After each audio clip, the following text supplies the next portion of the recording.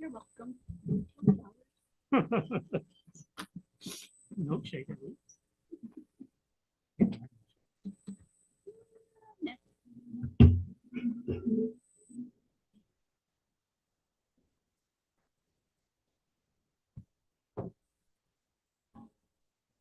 Okay, Madam Chair, you are live. Welcome to the Monday, June 23rd, 2025 Board of Supervisors meeting. This meeting is now called to order. Ms. Wooden, will you now conduct roll? Supervisor Day. Here. Supervisor Lyons. Here. Supervisor McDaniel. Here. Chair Ayers. Here. And Supervisor Lewis is absent. No. I'm present remotely. Remotely, sorry. Can you hear us, Mr. Lewis?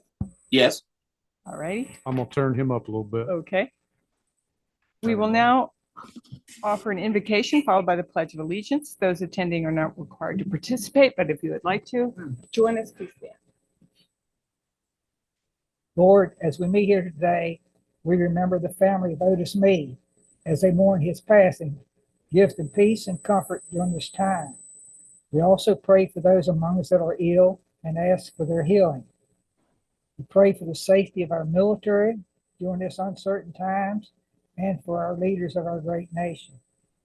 And now I ask that you will be with us, guide and direct us in the decisions that we make here this evening. Amen. I pledge allegiance to the flag of the United States of America and to the republic for which it stands, one nation, under God, indivisible, with liberty and justice for all.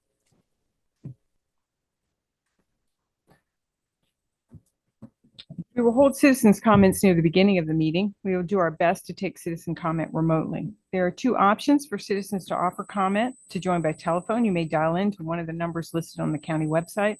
Webinar ID and password are there for your convenience. Citizens wishing to simply view the meeting live or after the fact can do so on the Rockbridge County Board of Supervisors YouTube channel, also available on the county website. If you wish to make a citizen comment as a Zoom meeting participant, you will use your raise your hand feature, and you can press the raise hand button on the bottom of your Zoom window or press *9 if you're calling in by telephone. Are there any changes to the agenda? I don't have any. Okay, I do believe, though, it would make more sense to take number 18 and move it up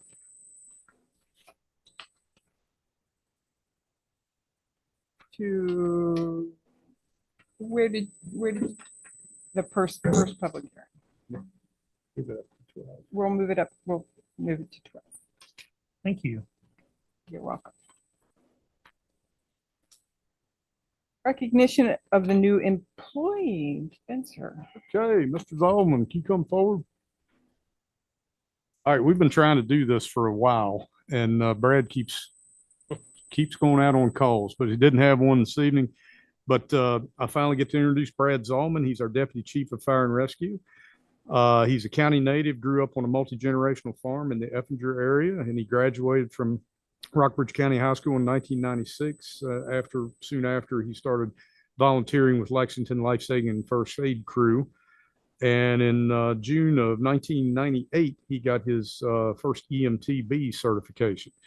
And he progressed through in the volunteer ranks and earning his EMT intermediate, which is an ALS certification, in 2003. And he soon thereafter hired on with Roanoke County and remained there ever since until we were able to convince him to come back home in February of this year. And he lives in Effinger with his wife and children. And I'm extremely pleased to call him part of the team. So We are very happy to have you. Well, thank you for this opportunity. Appreciate you. thank you. That was it. I told him he had to limit his speech to 30 minutes. So. We will now welcome citizen comments unrelated to the public hearings. When your name is called, please address the board at the podium, stating your first and last name and magisterial district. Please limit your comments to no more than 3 minutes. There's a timer on the table for your convenience. Is there anyone signed up to speak? No, ma'am. Is there anyone online? No. Okay, then we will move on with the approval of the June 9th, 2025 minutes. Are there any questions or comments? Move to approve. Okay, Mr. Lyons, is there a second? Mr. Lyons? Yes. Mr. Day? Mr. McDaniel? Mr. Lewis? Aye. And I vote yes. School appropriation resolution, Mr. Harrison. Yes, before you is a resolution requesting additional appropriations for the school division. The total is $261,833. Of that, $8,833 is in grants for teacher salaries and $253,000 in state funds for bonus pay for staff.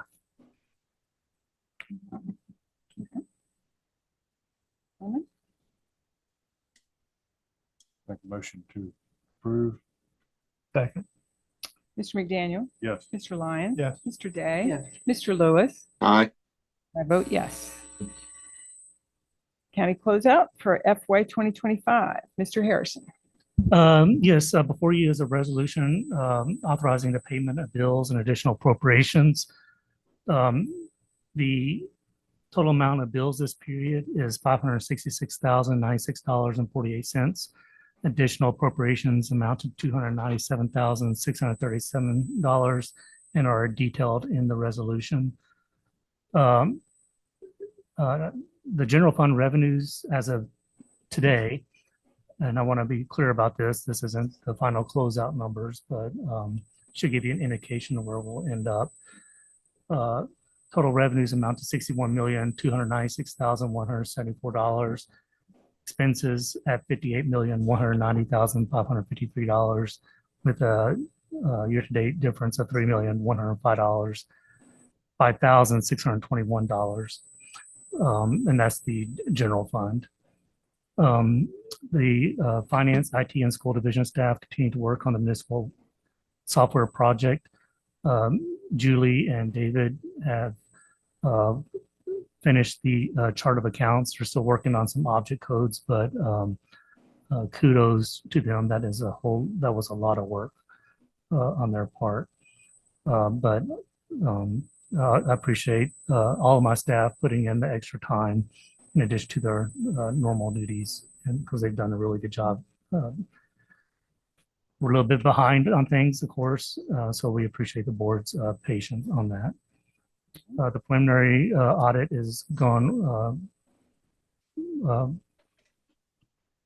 normal. So far, no issues. And lastly, the FY 26 budget book is complete and will be sent to the printers soon and posted online. All right. Thank you. Questions for Mr. Harrison? Is there a motion to adopt? Second. Mr. Day? Yes. Mr. Lyons? Yes. Mr. McDaniel? Yes. Mr. Lewis? Aye. I vote yes. Approval of payment for final FY 2025 payroll, Mr. Harrison. Yes, since this is your last meeting of the fiscal year, the auditors have recommended that on a perennial basis that we get the board's permission to make the last payroll. And we request that be done by motion for the minutes. Make a motion to approve final payments for the FY 25 year. Second. Mr. McDaniel? Yes. Mr. Lyons? Yes. Mr. Day? Mr. Lewis? Aye. I vote yes. Thank you. Thank you. Consideration of contract to construct fence at Goshen Solid Waste Site, Mr. Harrison.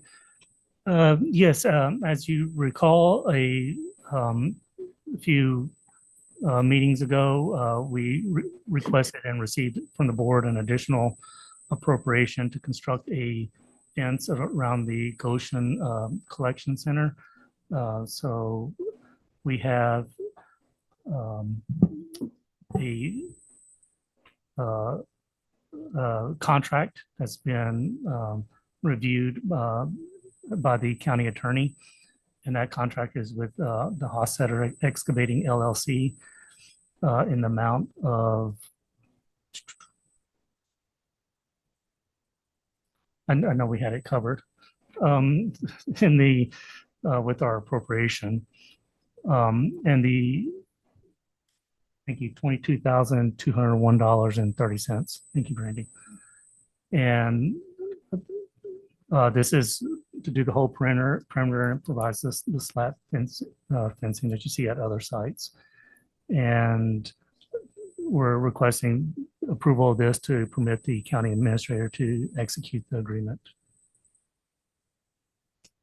Thank you.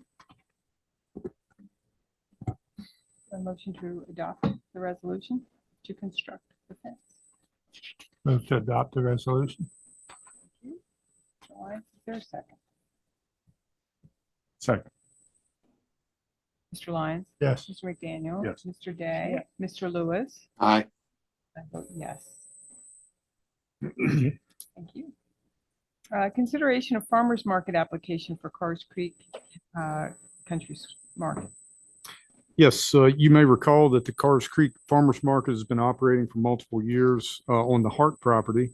Last year was the first year that Rebecca Almy was the applicant, and as the new applicant in per county code, the permit was granted for a period of 1 year. And under our code and a change you all made in the past few years, a subsequent application can be approved for 5 years. So the second year time around, they can be approved for 5 years at the board's discretion. So Ms. Almy has again submitted an application, which is included in your package. As with last year, the market will be held on Saturdays from 9 to 11 a.m., May through September. And Ms. Almy, I always try to talk to applicants, and she was unable to attend this evening, but I'll be happy to try to answer any questions that you may have. And the request is to consider approval of the application with a 5-year term and to authorize me to execute such application. Any complaints received? I've not received any. I move to approve. Mr. Lyons, is there a second? Mr. Lyons? Yes. Mr. Day? Yes. Mr. McDaniel? Yes. Mr. Lewis? Aye. And was that an aye? Aye. And I vote yes. Move on to Planning Commission. Tony Sabrizi, term ends July 13th, 2025. And Mr. Sabrizi is willing to be reappointed. Is there a motion to reappoint? So move. Second. Mr. Lyons? Yes. Mr. McDaniel? Yes. Mr. Day? Mr. Lewis? Aye. And I vote yes. And that brings us up to public hearing. So we will take a short break, 15-minute break, and reconvene at 6.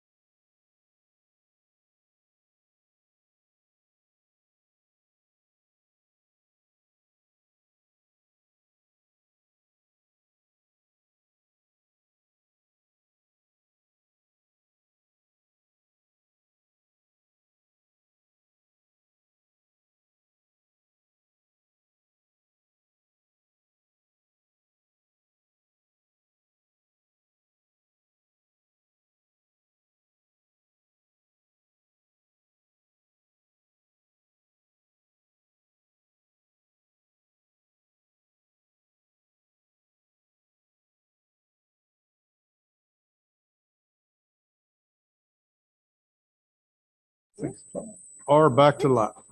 All righty.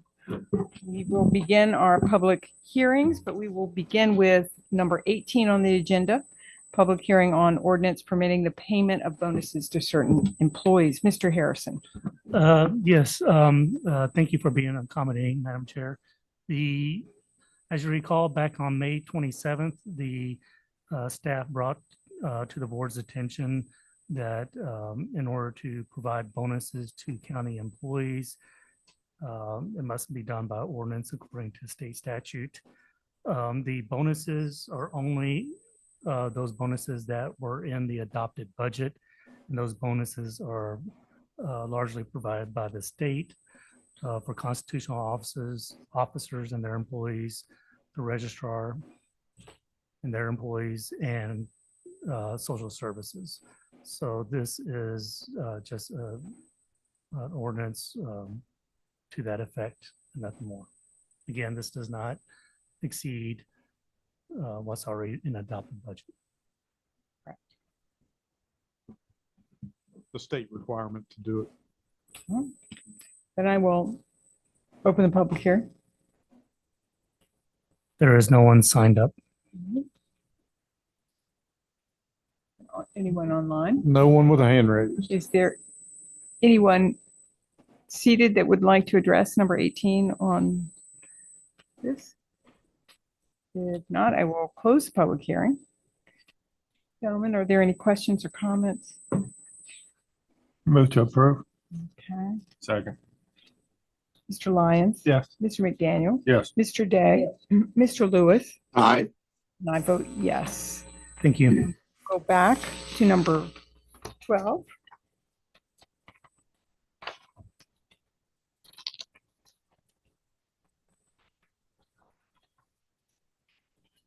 Evening.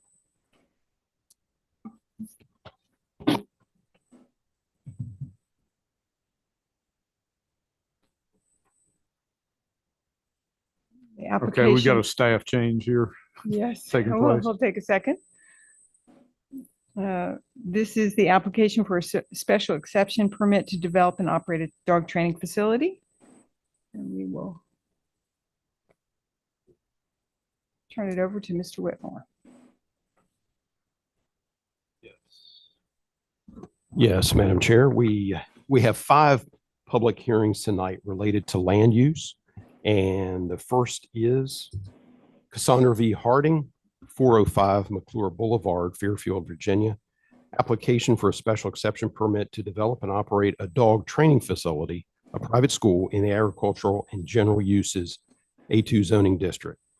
The property is owned by Cassandra V. Harding and is located near the south side of McClure Boulevard, Route 724, approximately 0.77 miles east of the intersection of McClure Boulevard and Sterrett Road, Route 717. The property is further identified as tax map number 39-A-3A, 7.07 acres per tax records, and is located in the Walkers Creek Magisterial District. On April 9th, 2025, the Planning Commission held its public hearing. There was one public comment made. Concerns expressed included the noise and traffic impacts on neighboring properties and a request for further development of plans. The Planning Commission recommended approval of the application with conditions. At its May 27th, 2025 meeting, the Board of Supervisors discussed the application and the associated conditions as recommended by the Planning Commission on April 9th, 2025. The public hearing associated with the application was not opened by the board at its May 27 meeting.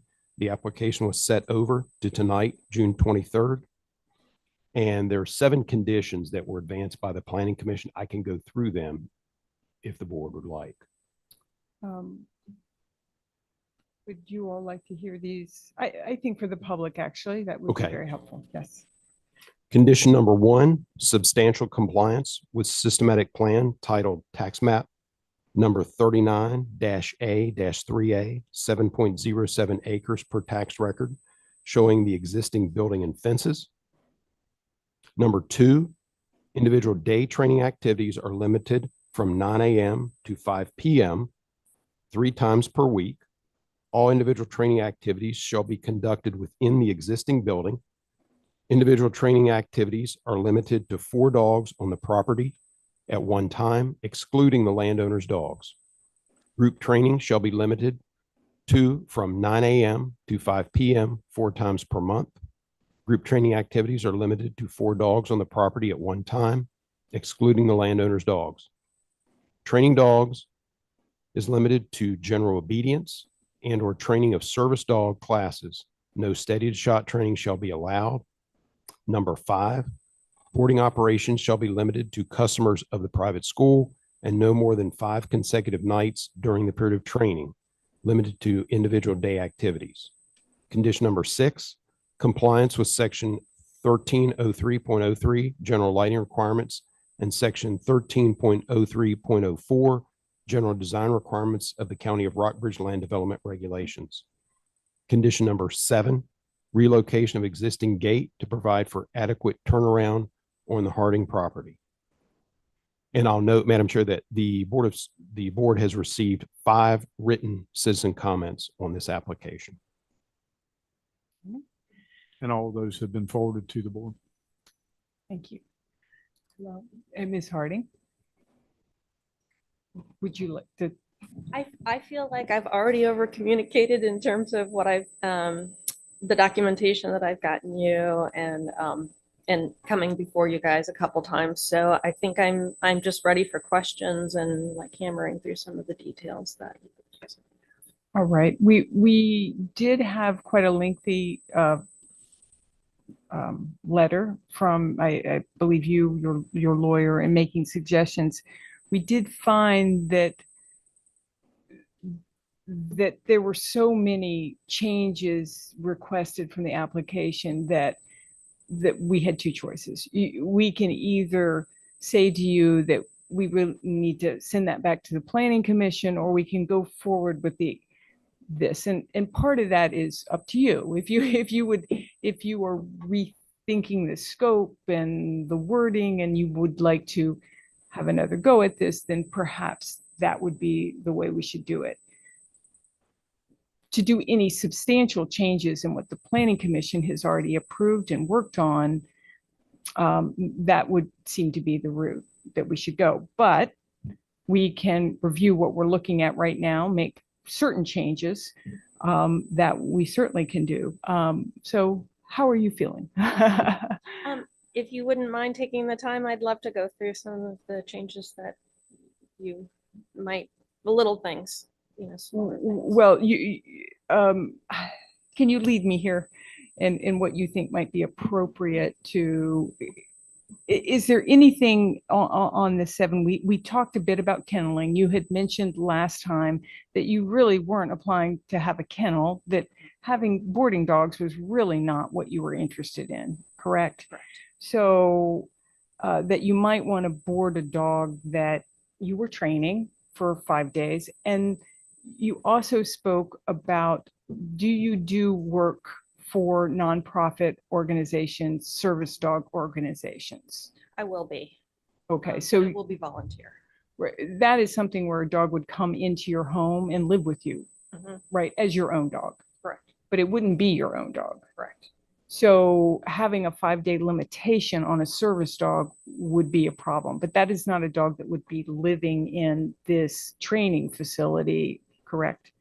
So I felt like we needed to perhaps address that. And that was my, the other thing I would like to, that was brought to our attention is, are you leasing this property to other trainers? Is this solely for you're the trainer in this? So whenever people have behavioral issues, I've partnered with 2 other trainers that specialize in behavioral issues. So they're more like a referral base. Because that I do therapy and service work. So if you're going to have any sort of really serious behavioral issues, reactivity, that kind of stuff, then I'm going to go ahead and hand those off and refer them to. But this building wouldn't be leased to other organizations to do training. No. Madam Chair, along the lines of what you were asking a bit ago, the lists, the letter that came from the applicant's attorney, since conditions aren't proper, so any language in there would be different than what came in the application, would be according to what you're saying, is wouldn't be a review of conditions. In other words, be viewed as a changes to the application requiring to go back to Planning Commission, go back through the approval process and come forward. And in that case, that's correct. So any of the things that come from the attorney at this point in the process, any suggested language on conditions, if they make any substantive changes to the application, would require that to go back to Planning Commission and go through the whole process again. Again, conditions are imposed by the Board of Supervisors at your own discretion and not proposed by the applicant. That would be proffers, which aren't allowed in this case. Okay, thank you. Do you understand what he means by changes? We need to to go change. back. Is passing what we have a That's what I mean. possibility? And then I could, if I wanted to tie up some loose ends, go through the process again, but still I have my business license in the meantime. Yeah, that you could do it as an amendment to the special exception. Assuming one is granted, you could go back and reapply for an amendment to the special exception. We feel comfortable making small changes, but that was beyond the scope of what we were Absolutely. prepared to That's do. fine. Okay. And just one more thing to add, if the public hearing is opened, you have 30 days in which to act. Yes. So the decision point is prior to the opening of the public hearing. Yes. Do you have any other questions for Ms. Harding before I open the public hearing? Do you have anything else you want to say? Okay. All right. Thank you. Then I will open the, Mr. Lewis, do you have any questions? Not before the public hearing. I'm interested to see what comments are offered. All right, then I will open the public hearing. Thank you.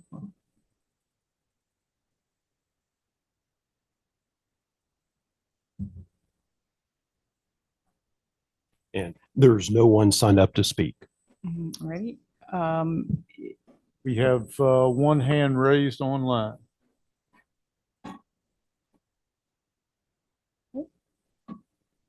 Ms. Charlie, can you hear us? Yes, can you hear me? Yes, we can. Good evening. I just wanted to take a moment to offer some support for Cassie and her business. Ms. Charlie, can you please give us your where do you live? I live in Lexington City. Okay. Go on. But I still see this comment as valuable in the context as I am a disabled person who's forgive me. Absolutely. It's just okay. Process that. Oh, good. Okay. No Thanks. problem. I just wanted to make sure it was still okay. Absolutely. Okay. So Cassie is, of course, as you've seen from all of her documentation, exceptionally well credentialed. Oh, that's our little girl in the background.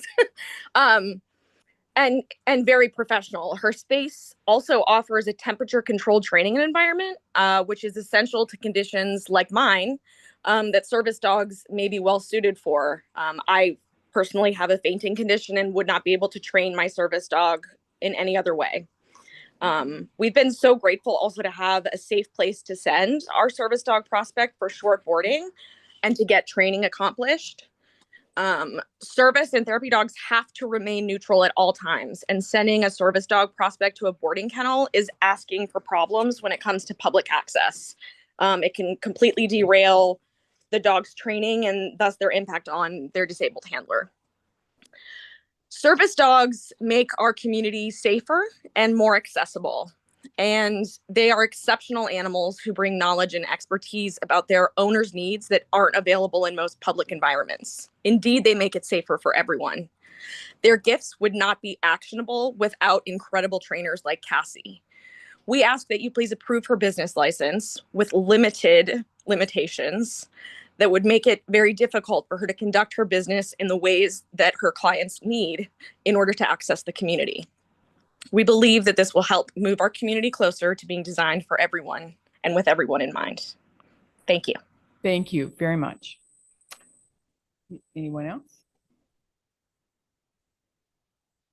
No one has a hand raised. Yes, yes, sir. I'll support her business. I completely agree with this Come up and introduce yourself, please, and Yeah, where you I'm live? Jake Tomlin. How are y'all doing this evening?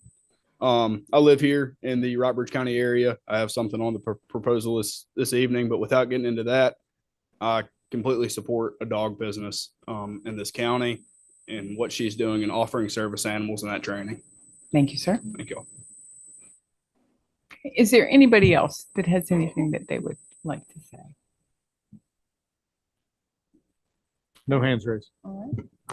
Then I will close the public hearing. And gentlemen, any questions? Yes, sir. I have a couple. Okay. Looking at the conditions as they stand now, number 2, individual day training activities are limited 9 to 5, 3 times per week.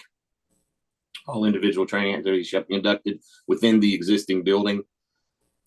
If we're training them inside a building, I'm not sure I'm understanding the 3 times per week restriction there. Do we have any, Mr. Whitmore, do you remember, the genesis of that or where that's coming from? That was some feedback from the neighbors, given the orientation of the property. But I am correct in that she's inside. The dogs, this training is happening inside, correct? Correct.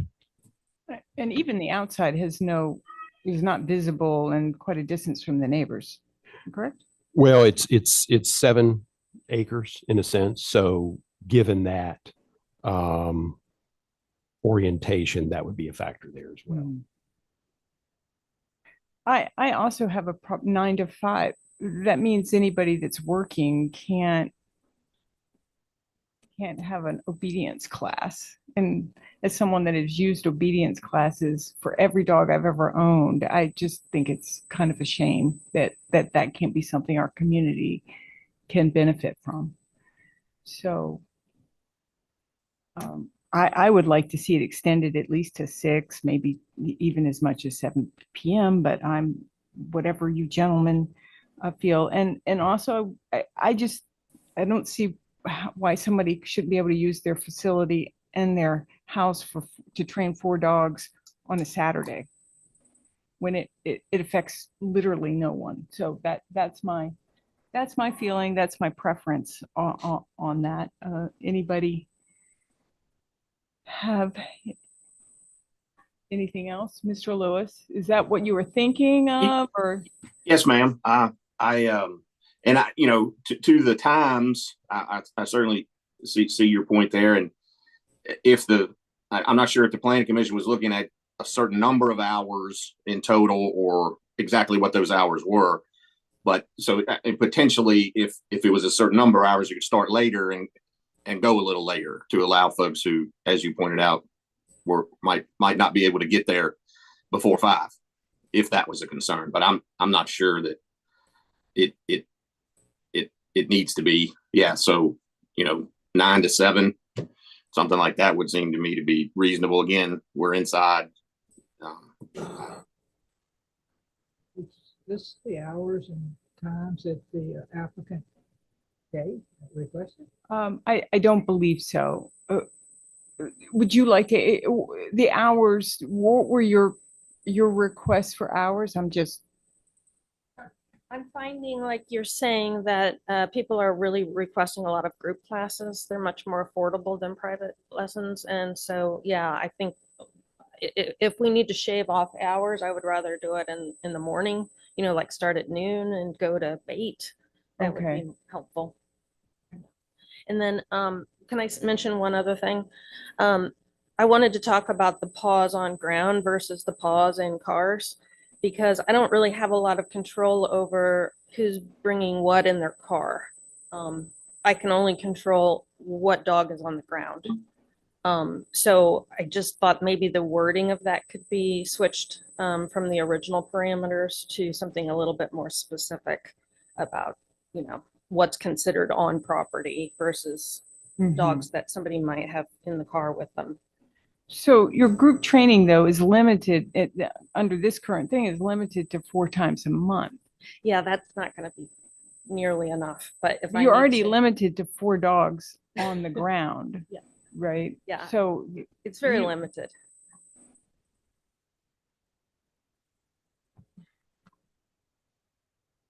I have somebody, a canine strength and conditioning coach from Louisiana that said, I would love to come up and do like a 1 or 2 day workshop with 10 active dogs. But obviously I can only have 4. So, I kind of thought maybe we could rotate them through, but then they would be safely kenneled in cars. So I'm willing to work with you on whatever you guys find appropriate. Madam Chair, I will note that there's a hand raised again, but of course the public hearing's over, so. Yes. Yes, it is. So any other things? I will say that the boarding operations, I really feel, since you have really not interested in kenneling, I would like to see that limited to dogs you're training with no more than 2 dogs, with the limit of the 5 consecutive nights, unless it is a dog volunteer training for nonprofit service dogs. That could count as one, but that would not be restricted. You would not be restricted to 5 days, because that, correct me if I'm wrong, but that training goes on for months, correct? Anything, gentlemen? Well, I think we should approve as the planning commission sent to us, so she can get started. And she can go back to the planning commission after she's gotten settled a little bit and knows more exactly what she needs, and have them make the changes. I'd prefer to make some changes now. Some changes now, and I had a couple more questions on other line items, if we could. Yes, sir. Discuss those maybe also. Number 3, same kinds of things, the 9 to 5, 4 times per month. I just see that as a little restrictive. Number 5, the boarding operations. I did have some feedback from a neighbor concerned exactly how those operations might go. And so I think some of that has been addressed already, Ms. Ayers, by asking Ms. Harding if she really was after boarding. And I guess maybe I'm still not quite clear on what the needs are for the boarding there. You can answer that, Ms. Harding. I think the only boarding that I'm really interested in doing is the boarding for the dogs that I'm teaching. Like Miss Charlie said, having a service dog or a therapy dog go into a normal boarding situation with all of the barking and the chaos, it does not help them with their neutrality. So really, it's just me wanting to keep my students' dogs safe and in a controlled environment. They live. I have no outdoor kennels at all. So everybody lives in my home with me. That's good. That's my specific question. So you're also, the boarding would be inside as well. Absolutely. Okay. That gives me some confidence in that, of the impact that could give to neighbors. Yeah, all working and all training, anything that's being done for compensation will be in that building. Okay. I agree with Dr. Lyons' opinion on this, and I think we should go on and approve it, and then she needs to come back. I'm in Mr. Lewis's camp, that I feel that we make minor changes to special exceptions all the time, and I think in one way this is more. I don't feel comfortable with number 5. We're passing something basically a kennel when she asked for a training school. And we're doing something that will possibly allow kenneling of dogs that is more than the neighbors wanted and even more than she asked for. So I would like to see that changed, and I would like to see a little more flexibility around I also think that 3 times per week is our staff gonna go out there and say, well, it doesn't even say what 3 days of the week. It's really very difficult for the staff to even, am I wrong about that? It seems a very difficult thing to comply with. How is our staff going to know what days? Well, there's not going to be, I mean, they're not, we just don't have staff, obviously, to go out and spot check everybody. So I think it would be if it was documented that you did more than 3 days in a week, we would hear about that, and we would then go try to verify and address that then. That would be good. What, I mean, I've heard what you say, but can you specify what days, times that you're wanting to change? Well, I would rather it go as Ms. Harding said, that she's happy to go later in the day, but to have a little flexibility so that people, when they work, can train their dog after work. That going from 9 to 5 doesn't make a whole lot of sense, and no Saturdays doesn't make a whole lot of sense for her particular business. What she's trying to accomplish there. I understand. Yeah. So for me, I would go to 6. I would go to 6 or 7 o'clock. I would say 9 to 7 Monday through Saturday. That would be my preference, but I might be. We're already limiting it to 4 dogs, so that is the real limitation here. There are many people that have way more than 4 dogs on their property currently. So would Is you? it possible that you'll have one person say, okay, I could do a Monday, Tuesday, Wednesday, and then you have another person says, well, no, wait, I could do a Thursday, Friday, Saturday. So I don't know that to me, I can't see how you could be consistent on the days of the week that you're going to have stuff.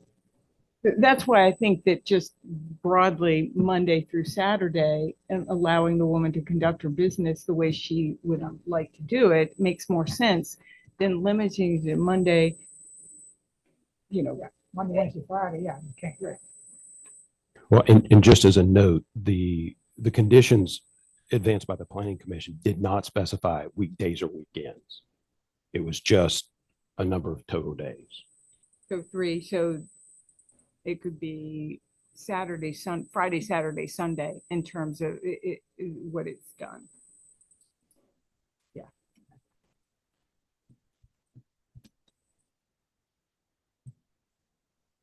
Well, very technically, we define a week as starting on Sunday, I believe. That'd be 2 one week and 1 the next.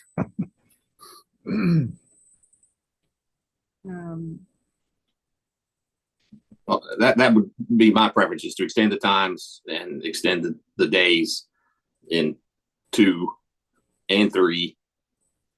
And as you pointed out, if we're not changing the number of dogs, that sort of limits how many activities there can be in and of itself. And again, we're inside, so I'm struggling with how that's going to impact, or I don't think, it doesn't seem that it would have a huge impact. So what I'm hearing from Ms. Ayers and Mr. Lewis is 9 to 7, Monday through Saturday. That's what, yes, sir. That sounds about right. What is your concern with number 5? Are you striking that out? Boarding operations shall be limited to 2 dogs of the private school, and boarding limited to no more than 5 consecutive nights during the period of training. Volunteer training, nonprofit service dogs will have no restrictions. So you're adding to that with the volunteer. and No, so- no, it's within the 2. It can count as one of the 2. Okay. So, but it wouldn't have the 5-day restriction. I find the 5-day constriction another kind of difficult thing because it's not a kennel. It's somebody staying with her in her house. So I'm not sure that I understand the 5 consecutive nights is something that you want to do for kennels, outdoor kennels, but it doesn't make as much sense in this situation. That's how I see it. I'm okay with those changes.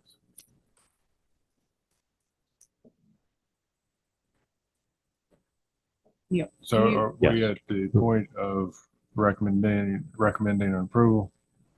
I would suggest that, I believe Ms. Hanson is trying to type these as we speak. I would suggest to get it right that you pull them up and look at them, make sure you're all in agreement.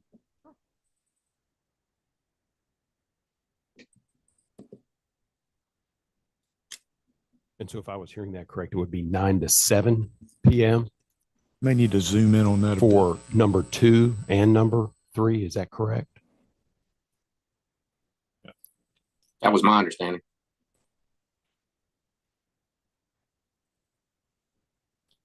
I only see it on number 2. I don't see a time limit on number 7. 3. I'm sorry. Okay. Yes. I don't think that there's a need for number 4 because you're limiting it to 4 dogs. So by definition, the group training that I don't. I think that being able to have 4 dogs, does that constitute group training? Is that what group training is called? So we're limiting her to 4 dogs at one time. So why then do we have something that has anything to do with group training? Does that mean that on all other days she can only have 1 dog, but then when she does group training, she gets 4 dogs 4 times a month? It was my understanding that that was simply to differentiate between the more intense individual training that would be specific for certain dogs, and then those coming in as a group that would be maybe at a different level of training at that point. Right. But both of them are limited to 4 dogs on property. Right. So why At do any we one need time. 4? Mhm. I mean, number 3 just seems.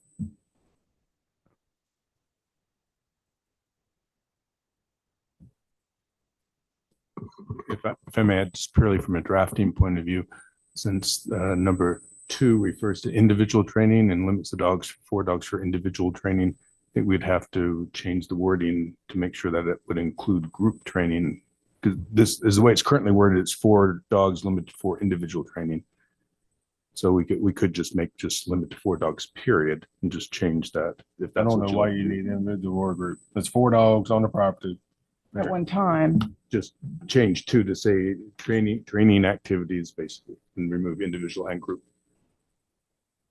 Just leave it to 4. Okay.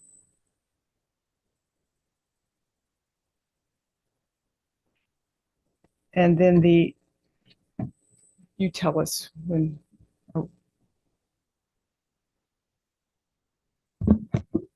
So all training activities are limited from 9 a.m. to 7 p.m. Monday through Saturday. All individual training activities, sorry, that'll be all.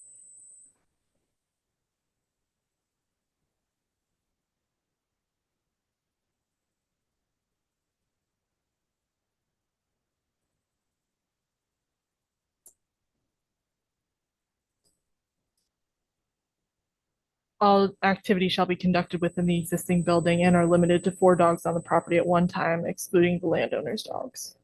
And then that would come with elimination of. Yes.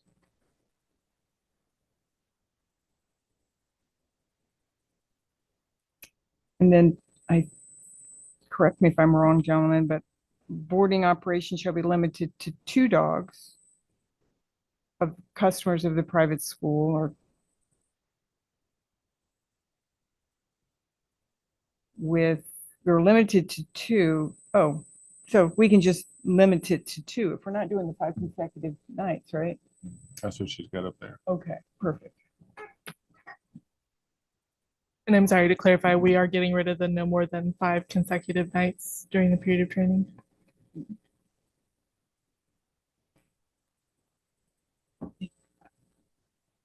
It's inside our house. I don't have any, and it's not a kennel, so.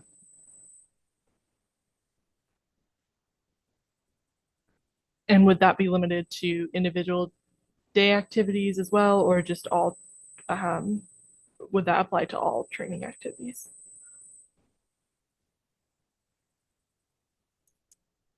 I'm sorry, I'm not following the question. It currently says limited to individual day activities. Just to clarify how much of the sentence we're removing. Can it just be limited to private school customers? So, And since we deleted the individual part, I think what makes sense to leave it there doesn't have a meaning.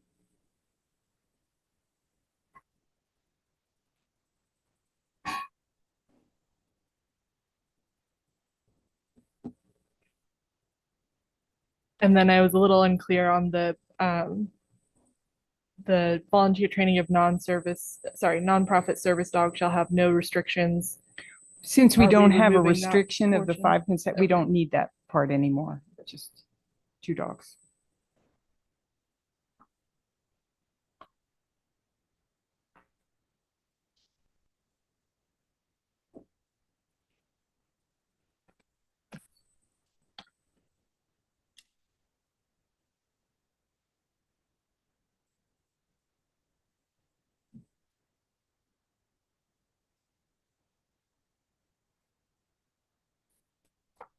Is there anything else?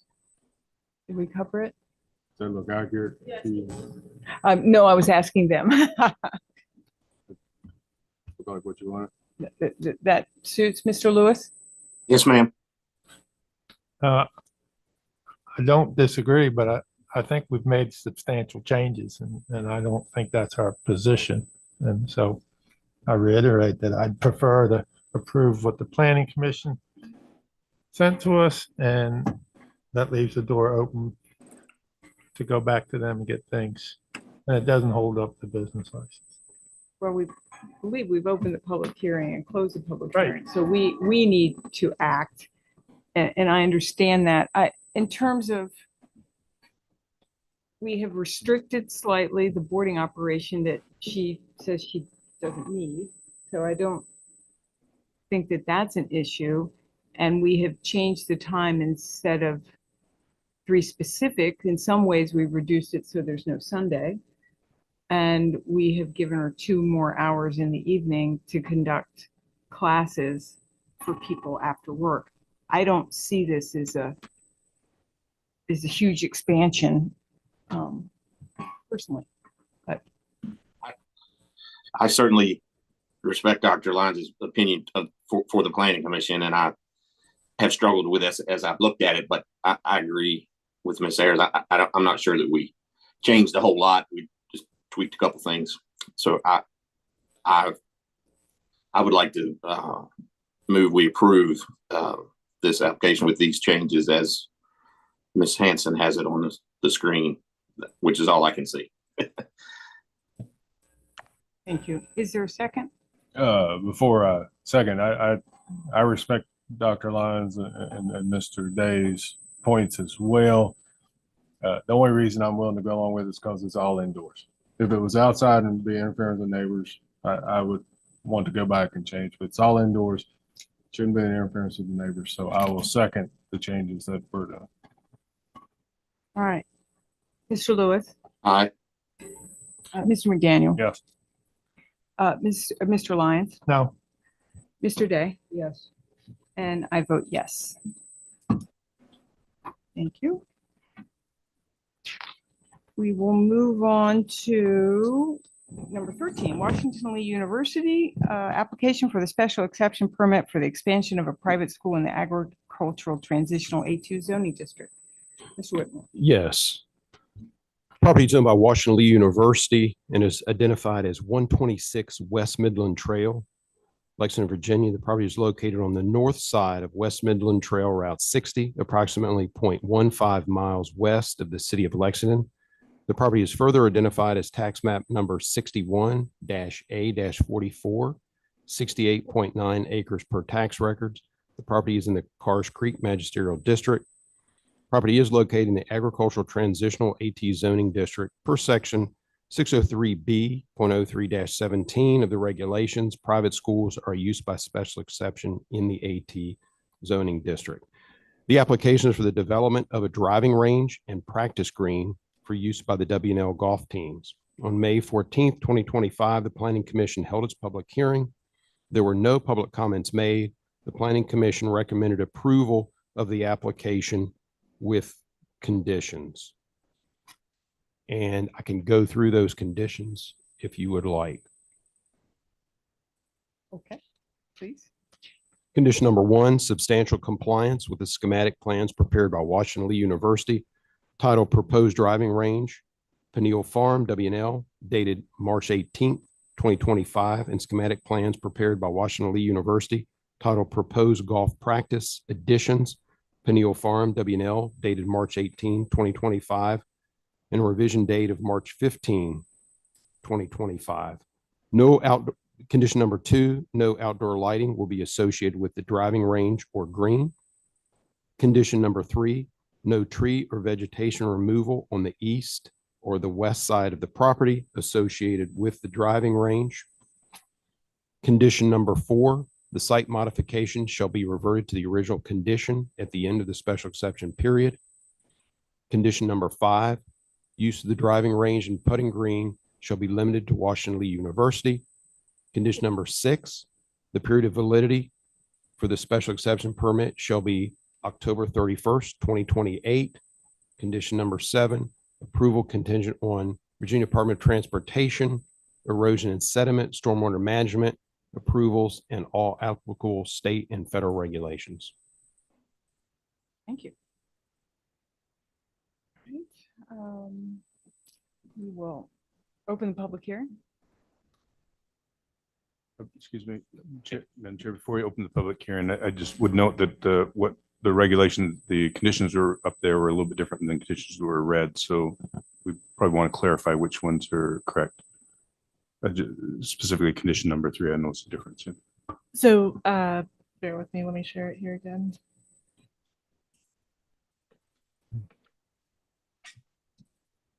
John, did you say condition 3? Yeah, condition number 3 was what read. So I just would like to know which ones are the correct ones that were. Condition number 4, I believe, was the different one, and it was the site modification shall be reverted to the original condition. Well, number 3 also, because number 3 was read was much shorter about the removal of vegetation and things like that. So it's if we could. So these were the conditions as recommended by the Planning Commission with these additions. So the ones up there are the ones that should be done. As recommended. Okay. Yes, sir. Okay. But if I could ask, if just for the record, from a legal point of view, if we could read 3 and 4 again, as they're written up above. So it's on the record. It's on the record. So condition number 3, removal of vegetation trees below the proposed tree boxes to allow for access to the hitting area and at the limits of the driving range. Limited removal of vegetation on the west side of the driving range to allow for access for the ball retriever. No tree or vegetation removal on the east side of the property associated with the driving range.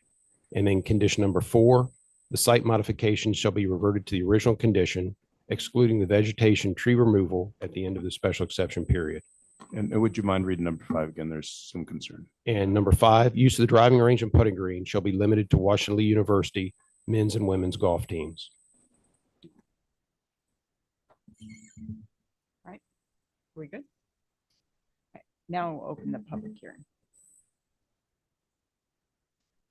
There's no one that has signed up that's in person. Anyone online? There are no hands raised. Is there anybody out there that didn't have a chance to sign up that would like to speak? The applicant. Please. Steve McAllister, Vice President for Finance at Washington and Lee. We appreciate your taking up this matter. As you are well aware, with the approval at last meeting on the joint venture between WNL and Lexington Golf and Country Club, the driving range that currently exists at the country club, as well as other practice facilities at the country club, will be closing as we renovate that course and renovate that property. With this is a temporary use. We would like to be able to allow our golf teams to continue to have available area to practice. They'll utilize this along with 2 simulators that are on campus for that purpose. And we would also like to ask for an adjustment to condition 5 in that we would like to be able to have our PE golf classes to be able to utilize this facility as well. So it would broaden it beyond just the WNL golf teams. Thank you. Does that pose any issues? And that was on condition number 5, beyond the men's and women's golf teams. Is that correct? To include PE golf. From the legal point of view, conditions are, it's irrelevant which comes up to the planning commission on conditions except for their suggestions. So the board supervisor, you can modify, change, remove, or add any conditions you would like. Was this addressed or was this just not discussed at the planning commission? Did I the don't planning recall. commission have any reason not to include the PE? I don't think that was discussed at the time or a request made by anyone at the time. Thank you. I got a question for you, Mr. McAllister, before you get away. Yes, sir. Probably need to close the public hearing first, if that's all right. Okay. Thank you. Let me close the public hearing and now, sir. As far as your request to change, could we say PE classes under the supervision of an instructor? So Oh, absolutely. we add Absolutely. that so they're just No, not turning them loose and say, go Correct. hit a bucket of balls. Not a problem at all to make that adjustment. Mr. McAllister, I have a question regarding number 3.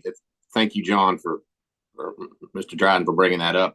That is not what we had in our packet, so that is not what I have been pondering on.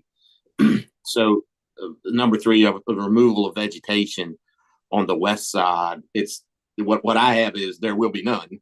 What is up there is limited to get the ball retriever in. Steve, do you know, I mean, how limited that is? I'm concerned from an MSA perspective of, you know, how much temptation there will be to retrieve things from the other side. It would be very modest removal. All it is trying to keep a piece of equipment in place. Okay. Just, yeah, that's what I just wanted that concern noted to try to limit that as much as possible to help keep the balls in over there. Thank you. Thank you. Any other questions for Mr. McAllister?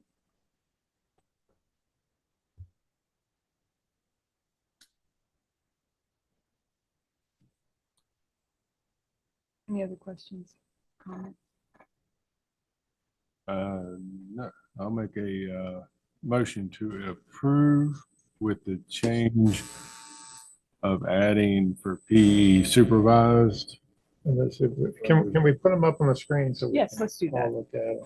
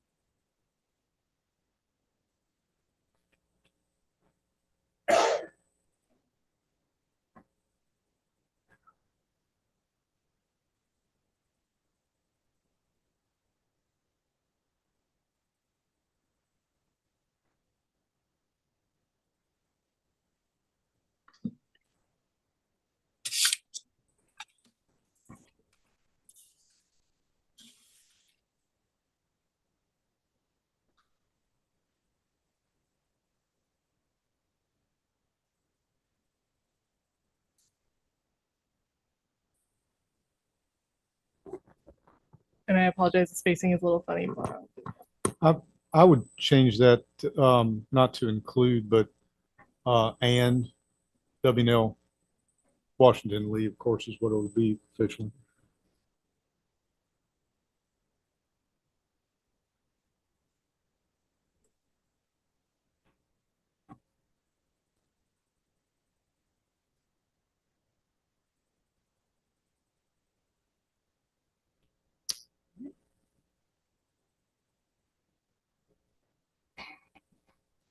Is that your I motion? am fine with those changes and I'll make a motion to approve. Second. Mr. McDaniel? Yes. Mr. Lyon? Yes. Mr. Day? Mr. Lewis? Aye. And I vote yes. We'll move on to Lisa Plummer.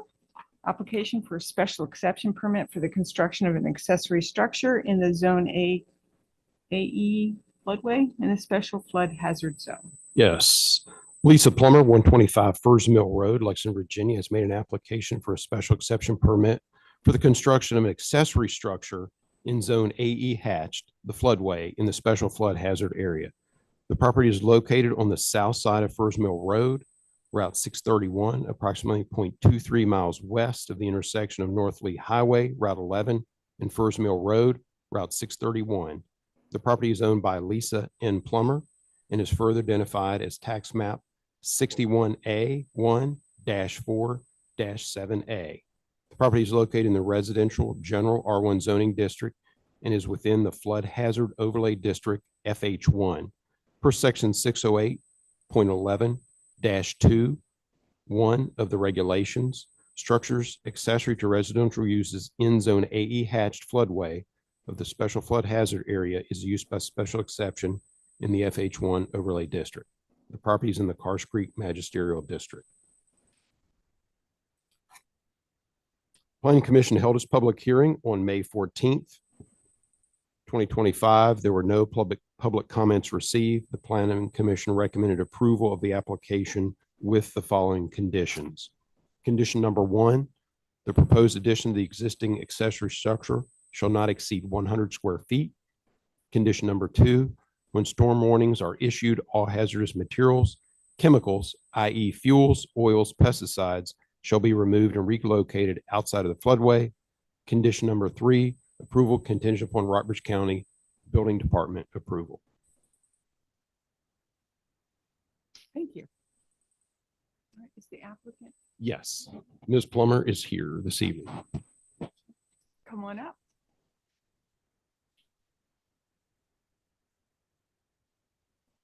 Good evening.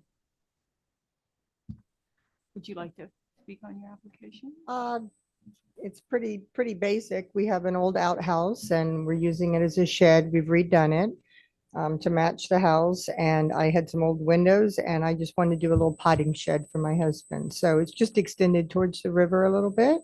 It won't have power, electricity, lights, water, anything like that. That'll just be maybe solar or something. And it's basically just going to be so he can start his seeds in there. Put up some old windows for some lighting and hazardous material. Is there any reason that hazardous materials should be stored in the shed at all? no. And so the question at the other meeting was, is there anything stored in there now? Which actually sits up higher than what we're discussing. So I'm extending, and the new part would actually technically be in the flood zone. Is that correct? Am I correct? Or The whole area there is in the is in the FH1. flood zone. Well, it's existing. You enter though from the upper level. And right now, the one side, we have like a lawnmower, a weed eater. We've probably got a gas can about this big for the lawnmower. The other stuff is electric. Might be some bar chain oil. My husband does not use pesticides. He's very organic with whatever he's growing. So there won't be anything like that. I guess if that were an issue, we could locate some other place for the little fuel can to go. But right now it is being stored in there on the one side. Oh, thank you for that. Any other questions that you all might have?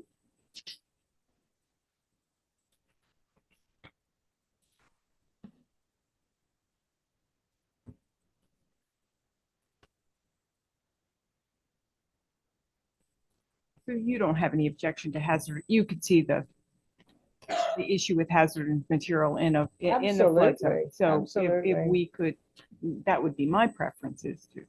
To remove what we've got in No, there? just strike it from this, that no hazardous material would be stored in the flood zone. That's fine. That's fine. We like our river, we like our animals, and it's absolutely fine. Gentlemen, do you have anything you would like to add?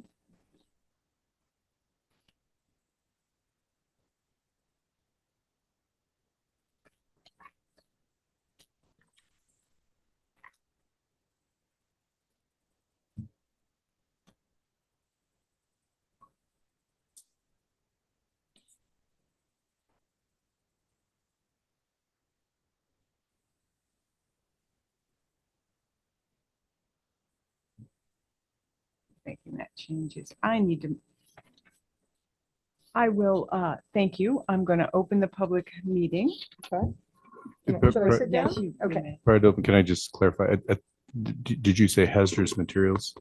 Chemicals are hazardous materials. Well, chemicals are pretty much everything. So from a legal point of view, I'd rather say hazardous materials because even water's a chemical. So Okay, that's thank your you. advice. Thank you. So I will open the public hearing. Is there anybody that is signed up to speak? There's no one signed up to speak. Is there anybody online? No one with a hand raised. Is there anybody out there that has not signed up? Okay, I will close the public hearing. Gentlemen, do you have any comments on the application that we have before us? A move to approve With that change that I recommended? the change. Thank you. That was listed. Is there a second? Second. Mr. Lyon? Yes. Mr. Day? Yes. Mr. McDaniel? Yes. Mr. Lewis? Aye. And I vote yes. Thank you very much. All right, thank you very much. We will move on to 15. Yes, the next item, Jake and Brina Tomlin, 115 Emerald Lane, Lexington, Virginia, have made an application for a special exception permit to develop and operate a commercial kennel in the agricultural transitional AT zoning district. The property is owned by Jake and Brina Tomlin and is located on the south side of East Midland Trail, Route 60, approximately 0.294 miles west of the intersection of East Midland Trail and Forge Road, Route 608.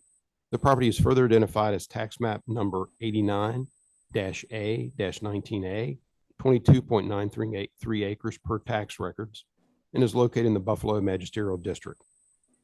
Properties in the agricultural AT zoning district per section 603B.03-4 of the Rockbridge County Land Development Regulations. Commercial kennels are used by special exception in the AT zoning district. On June 11, 2025, the Planning Commission held its public hearing and recommended approval of the special exception application with the following conditions. Condition number 1, substantial compliance with the application and narrative dated May 14, 2025 for tax map number 89-A-19A, 22.93 acres per tax records. Description of the plan for development of the proposed kennel. Condition number 2, breeding shall be limited to German short-haired pointers, German shepherds, Belgian Malinois, and Labrador retrievers. Condition number 3, limited to 8 female dogs and 3 male dogs, which shall include visiting stud dogs, excluding personal pets. Condition number 4, boarding and grooming operations shall be prohibited. Condition number 5, compliance with section 13.03.03 general lighting requirements and section 1303.04 general design requirements of the County of Rockbridge Land Development Regulations. And I will note that we've had one citizen letter from an adjoining property owner that was received concerning this application. And that was in your information that was received prior to the meeting.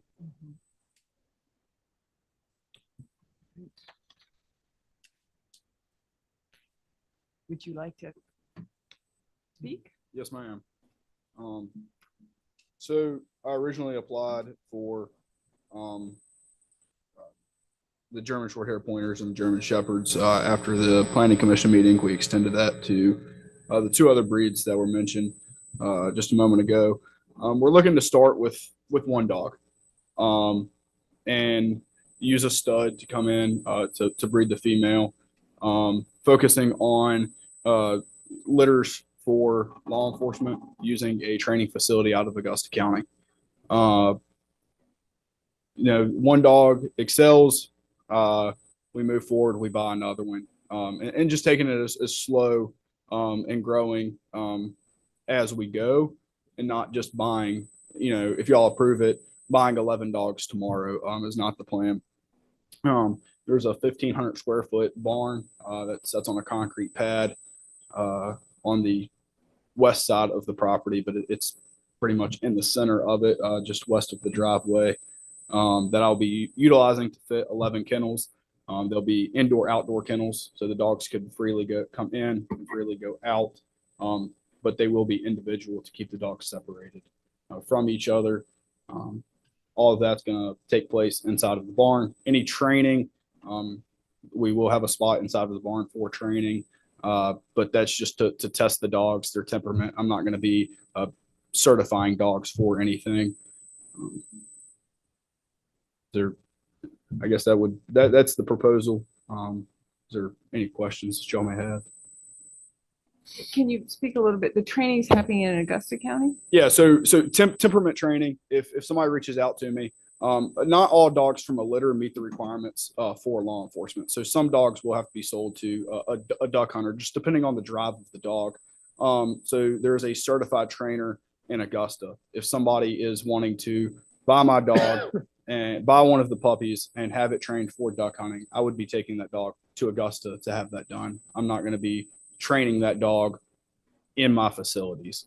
If somebody, if a law enforcement agency contacts me and says, "Hey, we would like to buy a puppy off of you. Can you get it trained on narcotics or on a bomb or on computers, anything like that?" Then we could take it to Augusta and have that done. That's not going to take place at mine. The only thing that I'll be doing is they're going to breed on my property, and I'm going to use social media and the internet to advertise my puppies for sale. So what age do they become evaluated? 8 weeks. Actually, from the time that they're born to up, you could sell them at 8 weeks old. All of the evaluations done in that first 8 weeks of their life. Temperament training okay. So your breed, the German short hair, that's your breed. That's the one that I want to start with. I personally have one right now. Yeah. And German Shepherd, those are, I'm curious, the Belgian Malinois, that's a serious dog. It is. But that's not a dog that you have trained. I don't currently have one. Right. The only training that I have with those is working with the sheriff's office on that.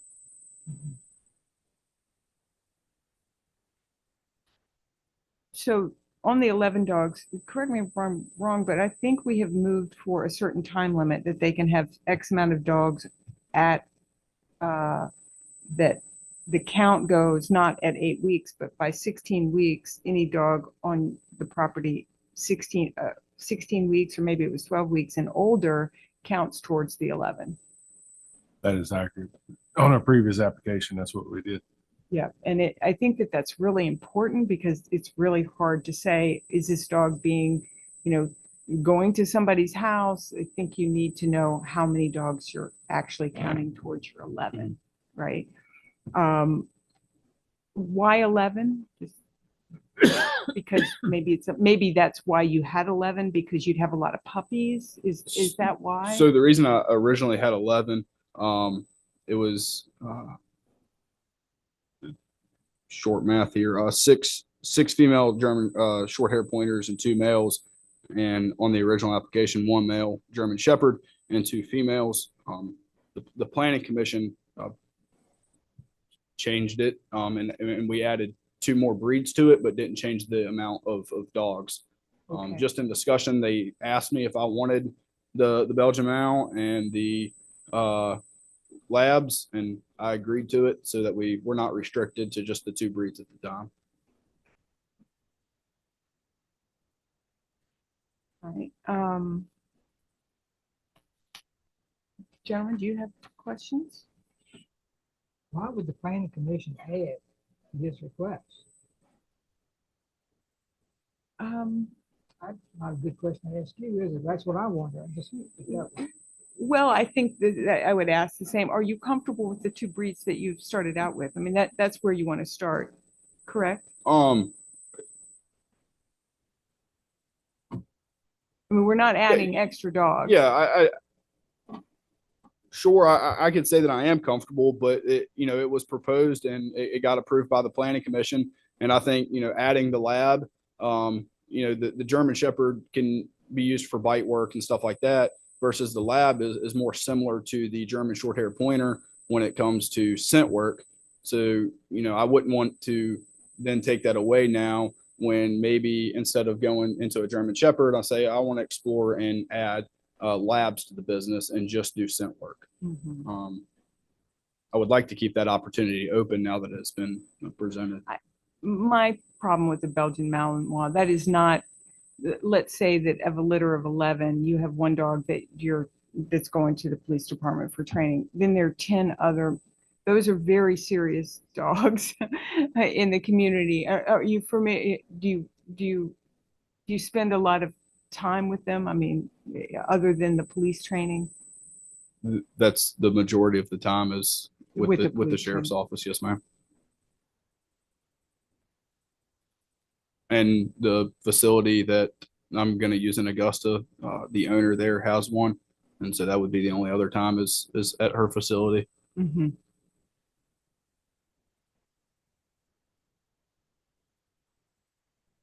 Do you currently have contracts with things to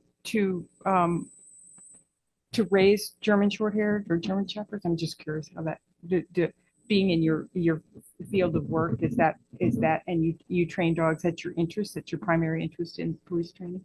Yeah, my primary interest is canines, and working narcotics. And that's what led me to this, is that I feel like I'm limited just working one dog for 7 years. I would love to do it. But if that's all I do, I feel like I have more in me than just that. No, I don't have contracts with different agencies at this time. I have one personal GSP. My plan is to get this in place and approval before I reach out to different agencies and ask, hey, this is my plan. This is where I bought my dog. This is my dog certification. The stud that we're going to be using, this is his certifications. Would y'all be interested in buying a dog from me? I can't do that without the approval of the board of supervisors. I've mentioned to 2 different people my plans and what I'm applying for here in the county. And if it's approved, I've already sold 2 dogs that aren't even thought of yet because the dog that I have isn't even at breeding age. And so out of a litter of, their high end of 10 German short-haired pointers, I've already have written down and phone numbers of 2 people who have agreed to buy 2 of them. And this has only been mentioned for the past few months.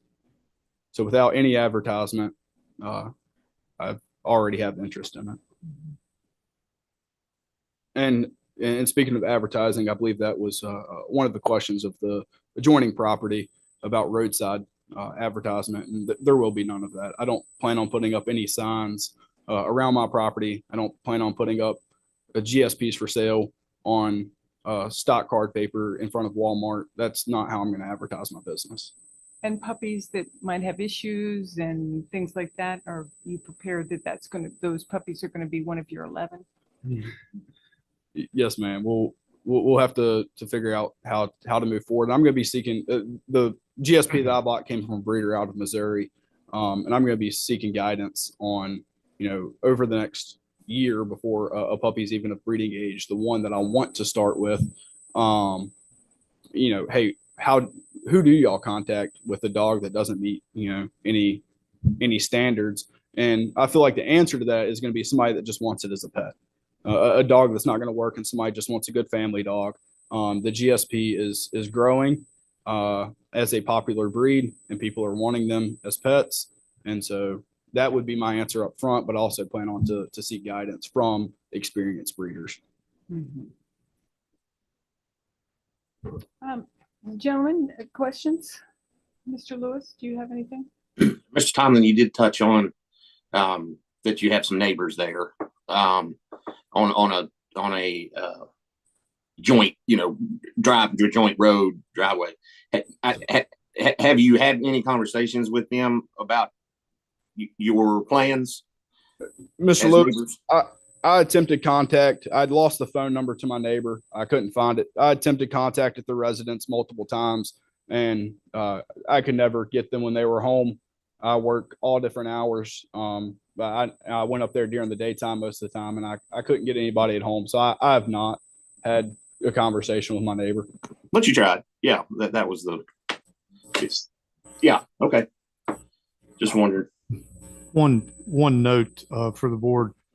Typically, we share that if we've received any public comment written, we have received one public comment, and it was from the neighbors, and it was forwarded to the board. It was received after posting of the agenda Thursday. I think their primary was water and how these kennels would be cleaned and how that any containment, there is a lot of waste in. Yes, ma'am. And I can go over that if Okay, you'd like. that'd be great.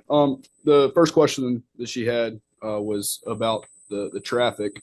I plan on using a transportation service to transport dogs for me, meet people at different locations, and really try to limit the amount of random people coming up my driveway because I'm not really a fan of a lot of people coming up my driveway. The water source. Our water source is on a spring. It also has a holding tank for it. It is a 2,500 gallon holding tank that the spring produces 2 gallons of water per minute, producing a total of 2,880 gallons of water per day. The average 4-person household uses roughly 400 gallons of water per day, making that 800 gallons of water between the two homes. My house currently has 2 adults, 1 child, and 1 on the way, with no plans of adding to that anytime soon. So we're maxed out at 4 people right now. To my knowledge, my neighbor's house that uses the same spring system that I do has 3 adults residing there. Taking those numbers into consideration, our water tank would have an additional 1,700 gallons of water left at the end of the day to clean kennels and water dogs. Now, splitting that and saying I'm only going to use 850 gallons of that, that's a lot of water per day left over without anything refilling. Is 850 gallons of water a day to clean kennels and to water dogs without the tank refilling itself. With two gallons per minute, it's going to refill itself plenty before I ever use that amount of water. A dog usually drinks their weight in water per day in ounces, meaning if all the dogs weighed 100 pounds combined, just the breeding, that's not counting the puppies that are born, and I understand that, but just the adult dogs would only drink 8.5 gallons of water a day. Cleaning kennels 2 times a week would be my plan. Obviously, I'm going to get waste out of there sooner than that, but just to spray them out. The average kennel with a pressurized hose will take approximately 30 seconds. The average hose producing 9 gallons of water per minute. Splitting that between 11 kennels, I'll use roughly 50 gallons per cleaning with a combined 100 gallons of water a week. So our water system is very sufficient for what I'm trying to do here. And I have paperwork from Frank's Pump and Repair Shop out of Glasgow, Virginia, that says how big our tank is and how much it produces per minute. If anybody needs to see that. So the way we currently have it, correct me if I'm wrong, we're limited to 11, but they can be 11 breeding dogs, correct? The way we have it, perhaps we want to pull that up. And Mr. Tomlin, if we change this, if we grant this goes with the land, not you as the owner. So some of the things are concerns they don't necessarily mean with you. They mean going forward. So we are limited to 8 female dogs. So 8 female dogs at, between 7 and 10 puppies a litter per every time. Some breeds every two times a year.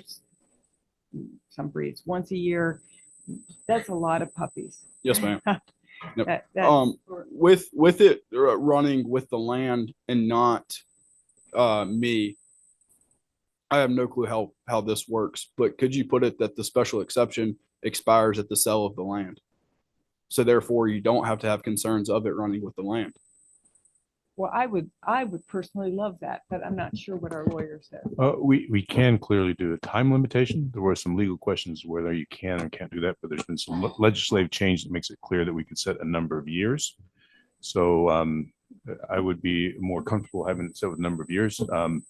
I don't know of any reason why we can't put it at the sale of the property, though I haven't done research on that to confirm it. So what I can confirm is if you want to set it for 10 years, 20 years, 2 years, that's all allowed to be done. The only limitation we have is on residential. It has to be a minimum of 3 years, but this isn't a residential applications.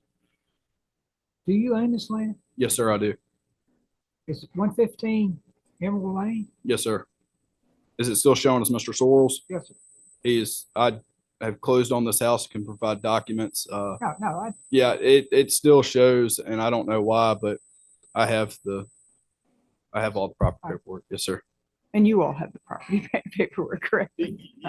Yes, the GIS has not been updated at this time, but Mr. Tomlin is correct on his ownership. And I think the water is a concern, that you split that water with the neighbor. So what you do, that Yes. I can see that would be a concern for your. And when I went to buy this property, the spring and splitting between two homes was a concern for me to buy the property. So I completely understand the neighbor's concern, Mrs. Sheets' concern on the water, and that's why I spent and did my due diligence to make sure that I wouldn't affect, one, myself, and two, my neighbor. How securely is this property fenced? So the up my driveway is fenced, but I don't plan on, and I don't plan on fencing my whole 22 acres. There's a spot that I would like to fence to let the dogs run near the house, but they'll mainly be in kennels and then be on a leash for a walk. So this building is not enclosed in a fence. So the barn is 1,500 square feet that is completely enclosed with the fence. Oh, well, I mean, it doesn't need a fence because you have to have a door to get in it. So the doors will be closed, and then inside is going to be dog kennels, fences inside of the barn, and then on the outside of the barn, I will fasten another dog kennel to the barn that lines up with the kennel inside, cut a hole in the side of my barn, and put a dog door for the dog to go out and to come in as it pleases. Mr. Tomlin, I own dogs and I have similar things. Dogs get out. Yeah, I understand that. They do. And you're talking about breeds of dogs, especially the Belgian Malinois, that, there needs, in my opinion, there needs to be security around this. And and you're probably talking about, I wouldn't be surprised if you didn't consider buying older dogs or already mature dogs that are police dogs and things like that. It just would seem to me that, the security measures that we've asked Ms. Harding to have on her property to train obedience dogs, it just seems that there needs to be proper fencing around this facility, in my opinion. But I'm one of 5. So Can I ask a question to that? yes, sir. How high of a fence outside of, they're going to be in a fence. They're in it'll be a 8-foot tall by 10-foot long by 5-foot wide kennel. If 8-foot tall kennel, on a platform that they can't dig out isn't sufficient, I don't understand what you're asking me to build A Belgian Malinois won't have any problem with an 8-foot fence. with the top. So, but that I don't think was specified in this particular application, right? So that's just, I'm just, thank you for your Yes, ma'am. response. Gentlemen, anything? I got just a couple of things. You're gonna start out with one dog, like you Yes, said, sir. and things go well, you add. In your business plan, when do you think you will be up to 11 dogs? 10 years, Okay, so maybe. yeah, so I'd suggest we put a 10-year cap on it. And you know, he'll come back in 10 years with either a very successful thing that he wants to continue, or he comes back and says, I'm not in the dog business any longer, and it doesn't move with the property.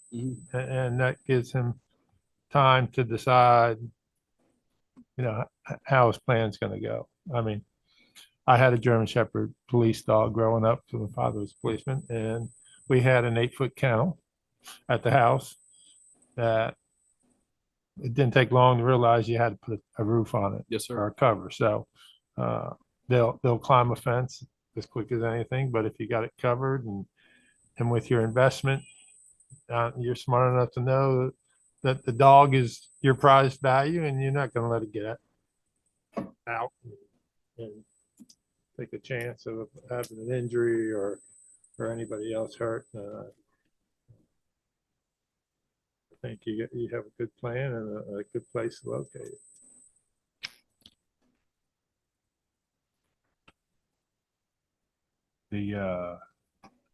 The only thing that I have with the other breeding operations in the county that we've approved, we have specified that the puppies have to be sold or gone off the property within a certain amount of time, or they add to your numbers.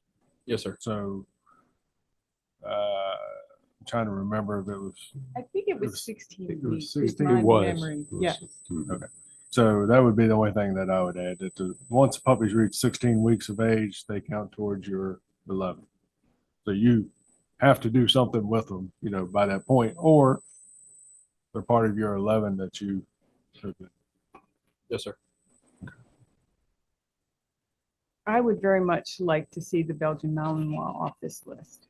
And that is my only, because I don't think it's not what you requested initially. It's not something that it is a dog that I think needs more security than perhaps not having a fence around this facility requires, in my opinion. I would like to stick to what you applied for. But again, I might be one of, that's my request. I understand what you're talking about, Madam Chair, but I mean, what's to stop his neighbor from going and buying the same breed of dog as a pet? I mean, you know, we can't control what people have as far as dogs.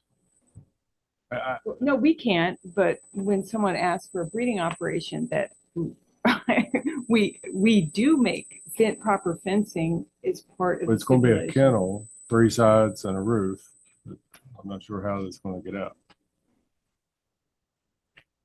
I mean, if you want to specify that in the.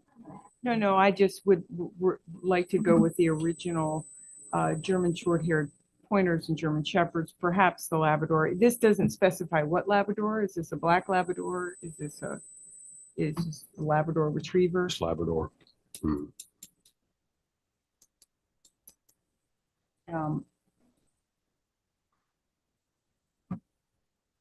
Anything else, gentlemen?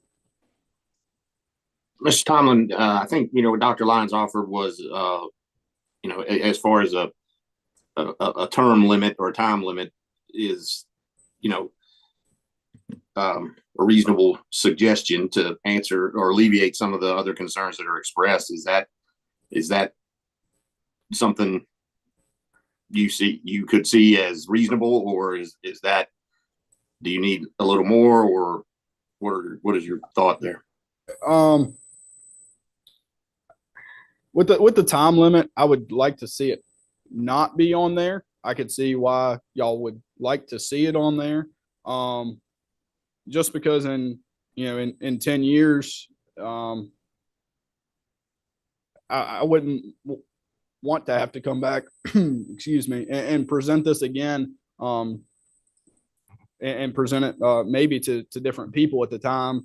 And if we could get it approved now, it could run with me while I'm there. And if I would like to extend past 11 dogs, then I could come back and apply for a different exemption with more dogs on there. But I think applying for 11 right now, with no time limit, I'm gonna pace myself. So in 10 years, if I can only do 3 dogs, I can only do 3 dogs, and that's where I'll stay at.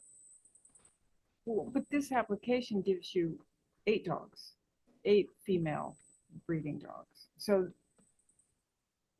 I mean, that's a lot of dogs. Is it 8 female because you want to do various breeds and you feel like you need like,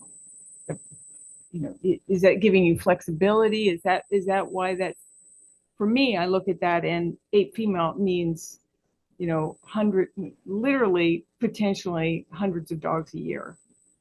That's what I see from that. So we're just looking at a way to try to make sure that that doesn't carry on with somebody that you may sell the property to. You see what I mean? I know life happens, but I found paradise up there and I don't plan on selling it. I'm turning 24 next month, and I have 22 acres and a 3,500 square foot house with a 1,500 square foot barn with a beautiful view of the mountain and the Maury River. I don't see myself selling that property. And maybe if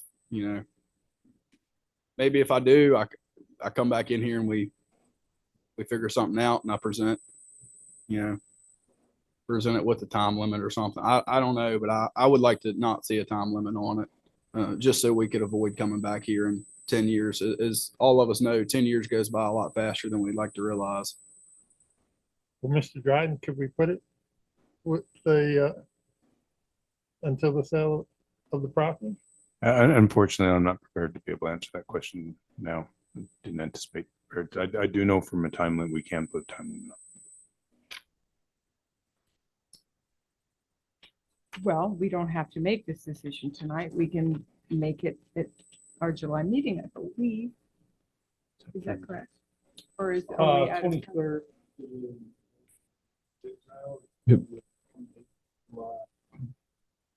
If you're acting within 30 days, you'd have to be in public. Oh, wait a minute, but I haven't opened, have I opened it? You've not. I have not opened public hearing yet. So, You have the ability to continue the public hearing. Yeah. Open it and then continue it. Just don't close it. yeah, well, let's open it. Let's see. I don't think there's anybody here that wants to speak, but let's go ahead and. And there's no one signed up Okay. You do to have speak. a hand raised, John Sorrells, All right. and let me.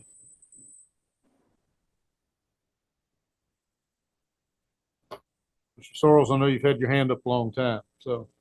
That's okay. I'm retired. You're gonna have to get really close to the mic, it sounds like. Okay. My wife and I have owned the adjoining. Mr. Sorrells, you're gonna have to get really close to the mic. We've got you turned up as loud as we can get you here. Where's the mic? I'm trying to find it on the computer. Is that any better?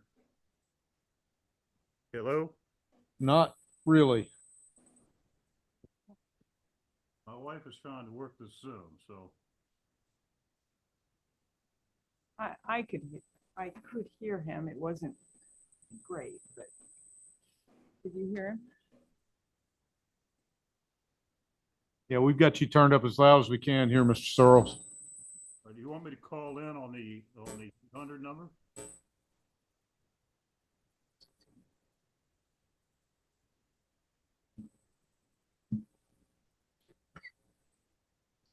Couldn't quite make that out. Asked if he wanted him to call in. Yeah, if you'd like to call in, you can do that.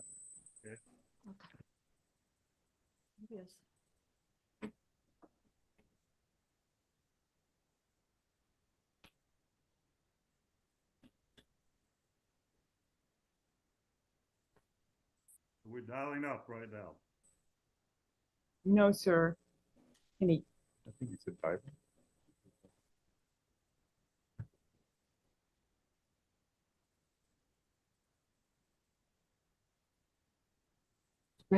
Mr. Lewis, could you speak to make sure it's not on our end? Testing. Okay. Can you give him a number? Who's he gonna call in to? Well, it's online there. You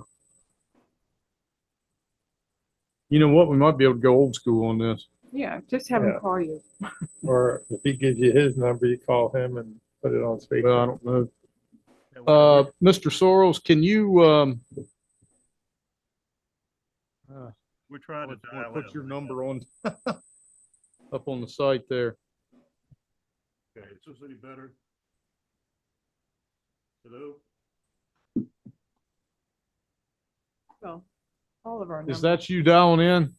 Just me dialing in. all of our numbers were posted. We could give him one of ours. Okay, let's try your phone now. All right, so Just need to unmute yourself.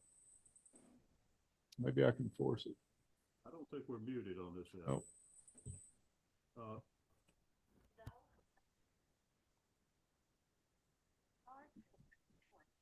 That's your number. I'm gonna go ahead and try to call it.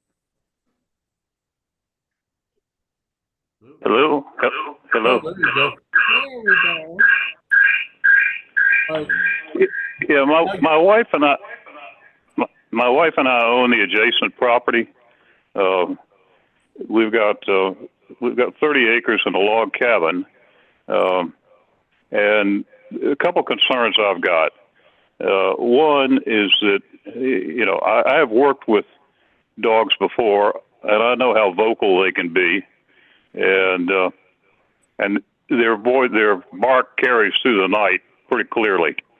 So I'm concerned about how many dogs you're going to allow up there at any given time. The other issue is cleaning up after the dogs every day. I think the only way that you can do that is to use a high pressure hose on the kennels, and if you run it down on the west side of the property, you're going to be coming across our property to dump the waste down in the ditch, and that's concerning to me. I can answer that. Let's let him finish first. Mr. Sorrells, do you have anything else that you would like to, and we'll have the applicant address that, but is there anything? No, else? I'm not opposed to it per se, but I am concerned about some of the conditions that need to be addressed, and with the understanding that that property does not go all the way down to my driveway. It doesn't go down over the hill. It goes down over the hill over our property to a ditch that flows into the Maury River. Okay. So were there other conditions that you had concerns with? Are those your only concerns? The noise is a big concern, and the waste that's going to be generated by a kennel and then hosed off and run off on our property. That's it. So those are the two big concerns. Okay. All right. So the waste.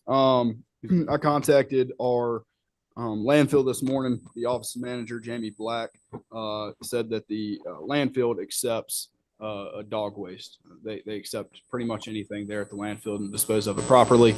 I'm going to be removing the waste with a scoop before I spray the kennel out.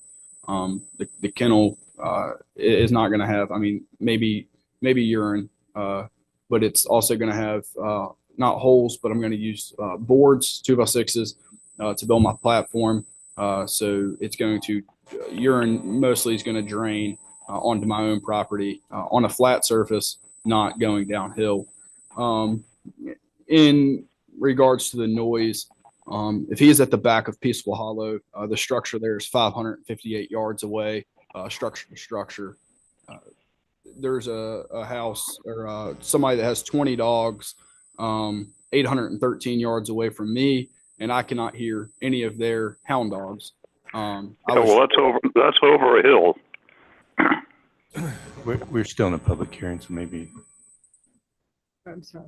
no, we're in the midst of public hearing, so normally we don't answer. Go back and forth. Yes. Yeah. So we're not, Mr. Soares, we can't have a conversation back and forth. So Okay. I apologize for that, but we understand your concerns. Thank you. Okay. What you do is Yeah. close the public hearing. Well, I want to make sure there's still nobody else is there anybody else there that would like to speak on this issue? No, ma'am. All right. Thank you, Mr. Soares. Again, I'm sorry to do this out of order, but one point I failed to make is that another protection they have is that a special exception can always be revoked. So through a board action. So it's not just the time limit. If there is egregious issues, a future board could Have we ever done revoke. that? Not that I'm aware of. Just to make sure that you understand the full legal All right. rights that are there Thank and the powers you. we have. So I believe no one's there, no one in the audience. We have completed. So I don't necessarily want to close the public hearing though. That is, so we'll wait. Is there, you've addressed that, that you feel like it's far away. I think that his waste going down, so originally that isn't what you shared with us, how you were going to clean out you hadn't shared. I think I may have touched on it. I don't know if I shared the waste plan because I knew that was a concern. But yes, I do plan on scooping the waste and disposing it at the landfill, which I had permission from the office manager there. I contacted him this morning and made sure that was okay. But before I came here this evening. Okay. And they said that is no issue, that they have people do that all the time, that they accept almost everything at the landfill. So currently your plan has dogs inside with a 8 feet kennel run that's attached out. Yes, ma'am. No place for them to run to actually exercise. Where will they be having their litters? In that kennel? Yes, in the indoor portion of the barn. And how will they have exercise and the rest of the barn? We'll use the rest of the barn to work with them. And just to mention, it may or may not matter, I've visited a different kennel that does breeding for golden retrievers, that they have upwards of 20 plus dogs in this county, which is all compliant through the Board of Supervisors to get a plan on how I wanted to do this and have seeked guidance from them on how to build these kennels for these dogs. Would it be unreasonable to, when you put in those doggy doors, to make sure they can be closed, like at night, Yes, they can be closed. so that the dogs will be kept inside at night? Yes, sir. Because then that The would- the only thing that I would ask on that is that when they have a litter, if they need to use the restroom and they can't go outside, the parasites potentially from the waste getting into the puppies, if a puppy sticks its nose. A lot of people have lost dogs that way, and that's a lot of money. No, but you wouldn't have, eventually you might, but you wouldn't have all 8 delivering puppies. No, at the that's same not. time, so. No, sir. And a mom, It's going to go to the restroom. It's going to come right back into its Right. puppies. It's not going to sit Right. there and bark. But the other dogs that might be in there that aren't. I'm just saying, that would help keep down on the noise that when, but those that weren't having or didn't have puppies, if you close the doors at night.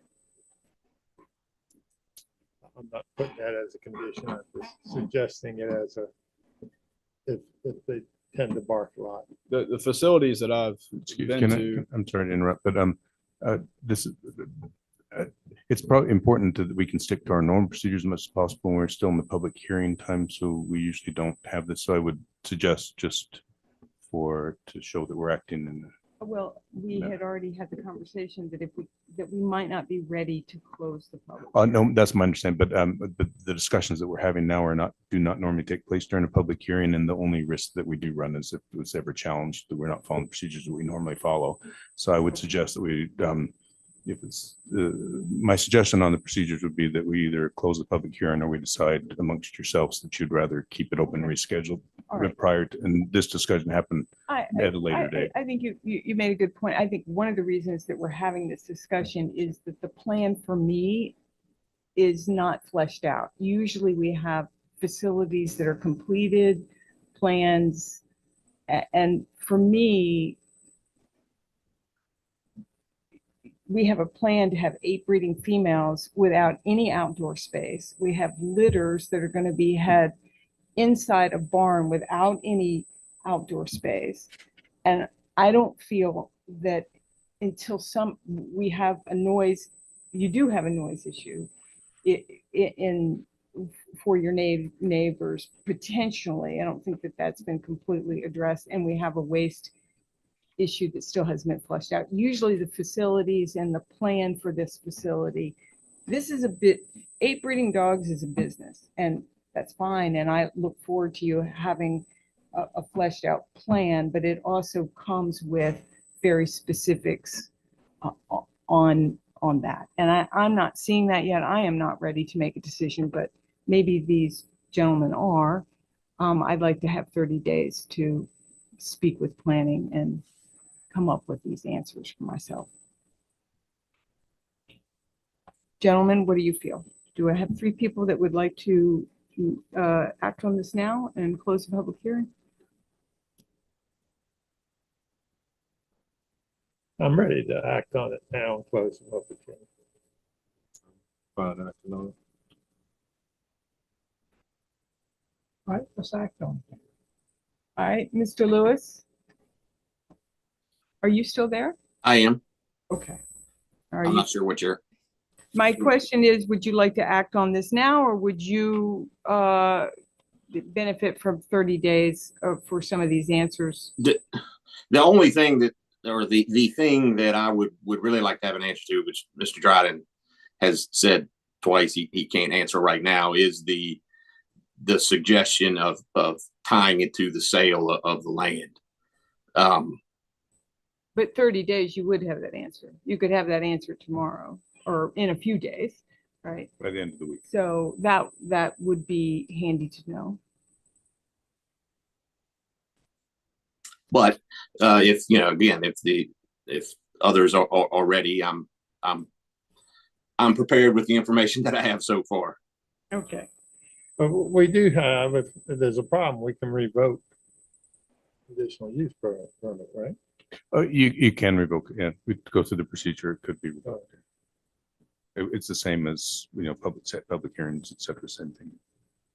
But revoke it based on what? We need to revoke it based on one of these 5 things, but we don't have any. It's not, there's no fence. There are certain things in here that aren't in here that we would then revoke it on. It still would be a legislative act. You're correct. There should be a reason for it, but it's a legislative act, and so you have to have a fairly debatable standard. In other words, if you believe there's a reason to revoke it that's not arbitrary and capricious, you have the right to do so. So it's okay.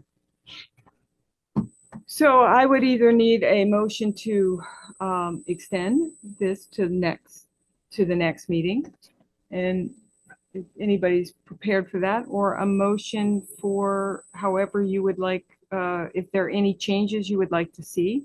It would be a motion to extend the hearing or just, you just close the hearing and the other motions happen after that. Is there a motion to extend this meeting?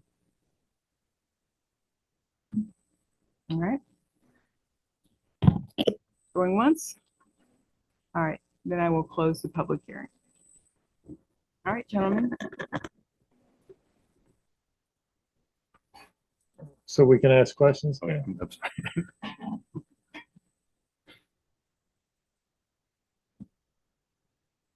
I'm just, as far as where the kennels will be, and when they come out, they have it outside the barn connected. Is that towards your neighbor's property, or is that To as far as direct? to the concerning on Peaceful Hollow, it would be towards his property. But it is on level surface where the liquid would drain onto a flat surface and to my ground. Right, I'm just thinking noise wise. You know,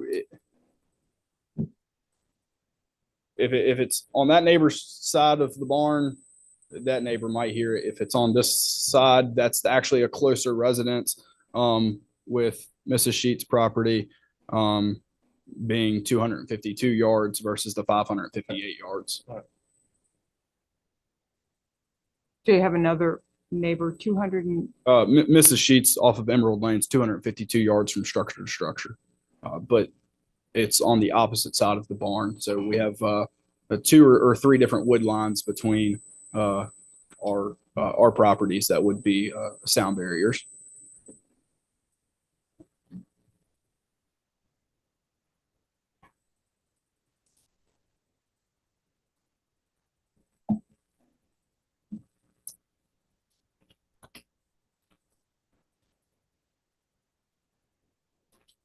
any other questions? Any other changes? The only change that I would want to add it is the age of the puppies. Once they turn 16 weeks old, they are part of your 11. So you're gonna have to turn them over. You're not gonna be able to keep multiple litters of puppies on your property at the same time. Completely understandable. So I think that's limited. Did you already make that change?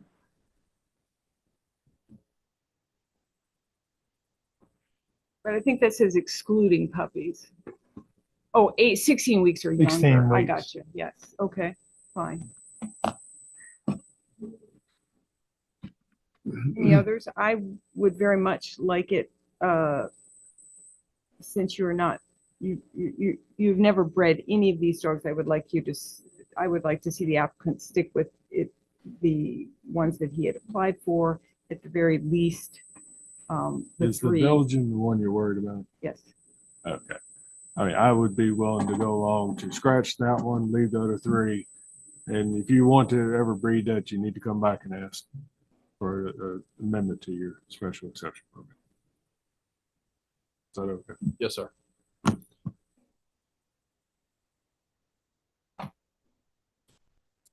At risk of adding anything else, but you all you discussed concerns about the external kennel runs being covered, and also that solid waste generated by the dogs be disposed of at the Blue Ridge Resource Authority landfill. That's your plan, correct? Yes, sir. All right. So are we required? So it sounds to me that, are we requiring them to be in this facility alone? I mean, is that, we're not requiring them that. I mean, I'd hate to have an animal have to live its entire life.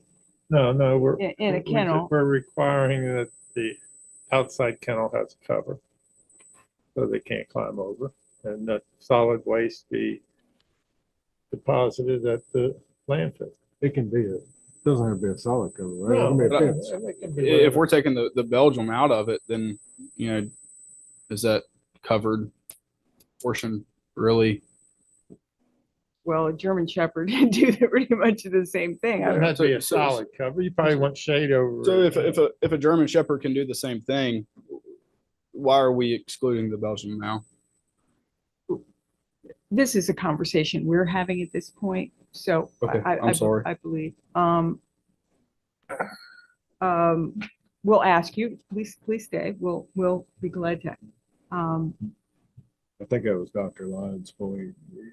You want there to be a roof of some. I want something to protect the dogs from escaping over the top. Because I'm sure you know they can.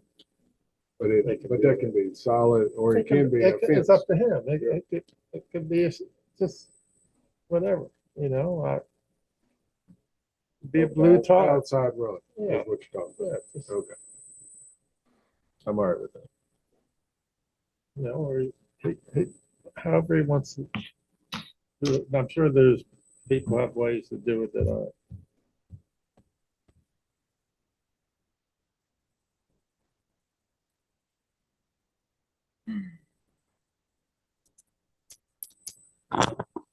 Language on that, are we looking for like outdoor run shall be, Fenced and covered. And I don't know if, Let's If just 8 feet say, is required, let's just say outdoor run should be secured, to prevent dogs from escaping or climbing out of the. That way, he can decide the best way to do it. He's gonna take care of his dogs.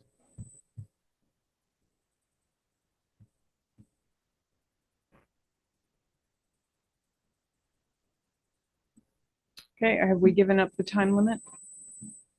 The 10-year, whatever, is that not in there? I understand the concern, but I don't know that we've ever done that on the other application. I understand that, and I really do think, and that would be one reason not to limit him, and I completely understand your point on that. My point is that I really feel that this county, we're getting many of these now. Well, I would suggest, and I'm sure our attorney's gonna say no, that we say expires with the sale of the land. And we'll let the courts decide when that time comes, whether it's legal or not. You could add that in there, and I can come back later and give my opinion on Clean it. it And, up. and if we need to change it later, we could find a way to do that. Do you have the just another question? I know you raised the question about the solid waste. Is that should be added up there too? Solid waste is gonna be disposed of at a landfill or off property. I don't think we can restrict it to a particular landfill. okay, so off property, is that, I think we probably could say at a landfill. At a landfill. I would put it a permitted landfill. At a permitted landfill. So it's not off a hauler somewhere. But it might be something that, oh, we're talking about the waste, but the expiration we can address later, and maybe we can. I will come back to that. If there's an issue on that, then that might be something which you would could go back to your revoking procedure and have them reapply. and Mr. Jordan, do you think that would be appropriate as the very last condition? Yeah, anywhere in there is fine.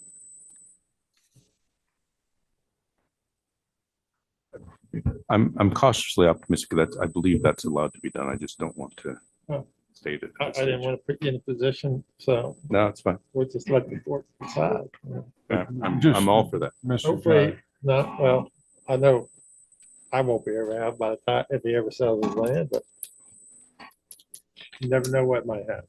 Mr. Dryden, you said if you found out that wasn't appropriate, could we just amend his special exception permit to remove that? Or did you say it would No, have to only revoke it? the only power we would have would be to revoke it.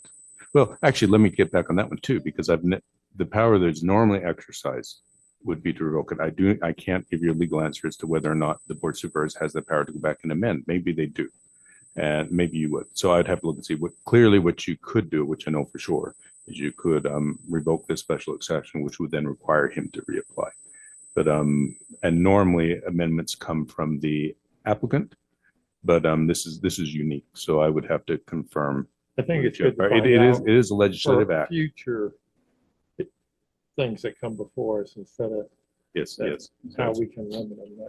Yeah, I'm sorry I wasn't prepared to So answer We're, that. we're not going to do that now. Yeah, we Expires- are. Oh, we are. Okay. Expires with the sale of the land. Okay. And that may be completely acceptable. And part of me, my action, I would say, yes, we can do that. I just can't say with legal certainty. Fine. Okay. Would it be worth saying, like, change of ownership as opposed to necessarily sale? Transfer. Yeah, transfer ownership. That would cover gifts and other things. I think that would be appropriate.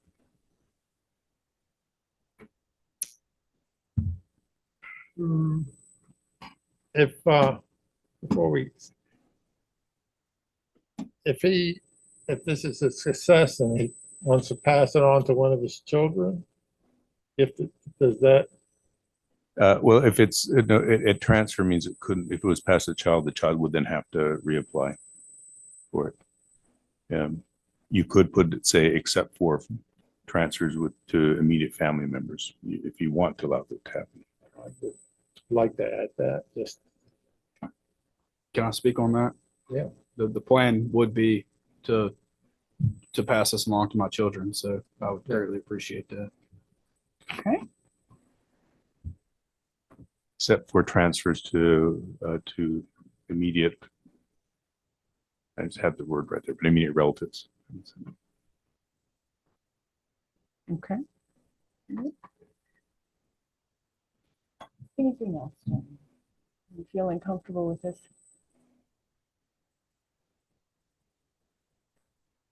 I'm okay with that. With those specified changes, I'll make a motion to approve. And I'll second. Mr. McDaniel? Yes. Mr. Lyon? Yes. Mr. Day? Yes. Mr. Lewis? Aye. And I vote yes. Thank you. Thank you. Thank you.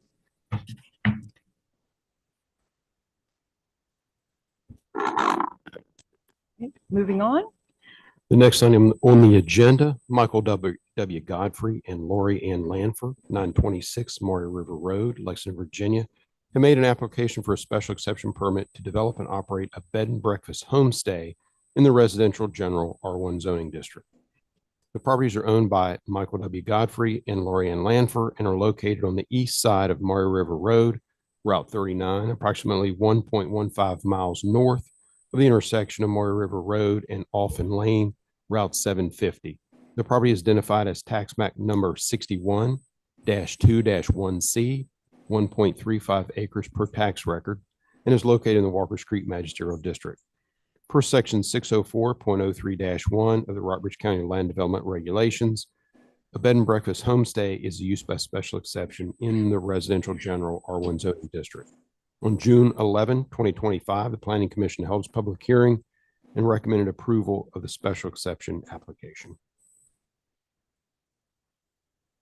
Thank you. Would you like to speak? Come forward. Yes, please. Good evening.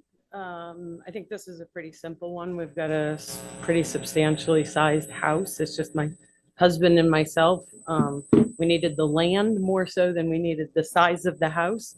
And we've had enough family and friends that are like, you need to share this. You should, rent these rooms because they're completely separate from the house, which makes it great for family and friends who are staying, but it also opens it up to catering to folks who come in to the horse center because I'm a horse person. So I'm always happy to have fellow equestrians, conversations with them and stuff like that. So it really is that simple. We would like to rent 2 rooms that are completely, well, they're in the same house, but we have 3 bedrooms, 3 bathrooms on one side. And then this was a renovated, I think, garage space. So there's a full bedroom suite downstairs, a full bedroom suite upstairs that is separated from the main house by a mudroom.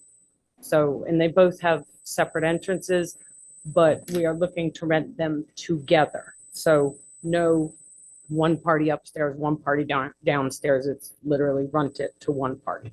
So pretty much that simple. No, So not the true Airbnb. no, it's a breakfast homestay, which is different than that. So, and requires you to live in the house. Yes. Yes. So, all right. Thank you. Thank you. I will go ahead and open the public hearing. You can sit down and we'll call you up if we need you. Is there anybody? And there's no one signed up for the public hearing. Okay. Is there anybody on?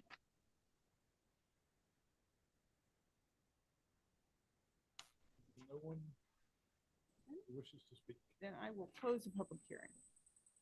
Do you have any questions?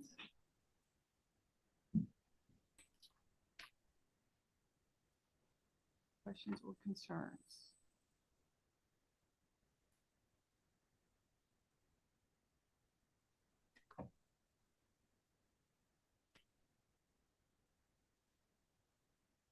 If not, is there a motion to adopt?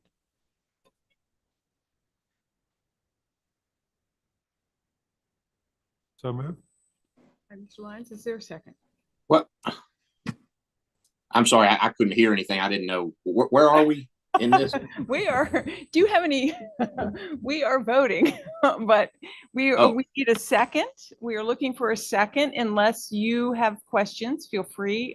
Excuse me, I did not understand. You didn't hear us? That's all right. Yeah, I was trying to listen, but I couldn't. I just wondered where do they plan to stay when the rooms are rented? In the house. She isn't that what you said? She's living in the house and the garage is converted. Yes. Does that answer your question, Mr. Lewis? Would you like to? I'm looking at the documents that I have. There's a ground floor bedroom suite, a second story bedroom suite, and it sounded like Ms. Lamper was saying they were renting both of those. So I wasn't sure where else there was for someone to stay. She said she was renting them together. Right. So the house is actually 5 bedrooms, 5 bathrooms, or 4.5 bathrooms. And so we live in the main part of the house, which has 3 bedrooms and 2.5 bathrooms.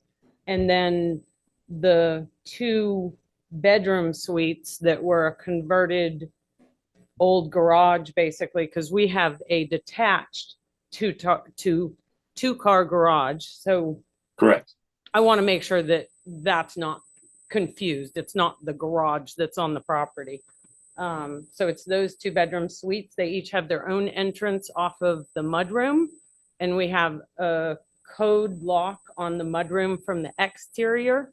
So people can come in that door. And then there's a code on each of the 2 bedroom doors for entrance.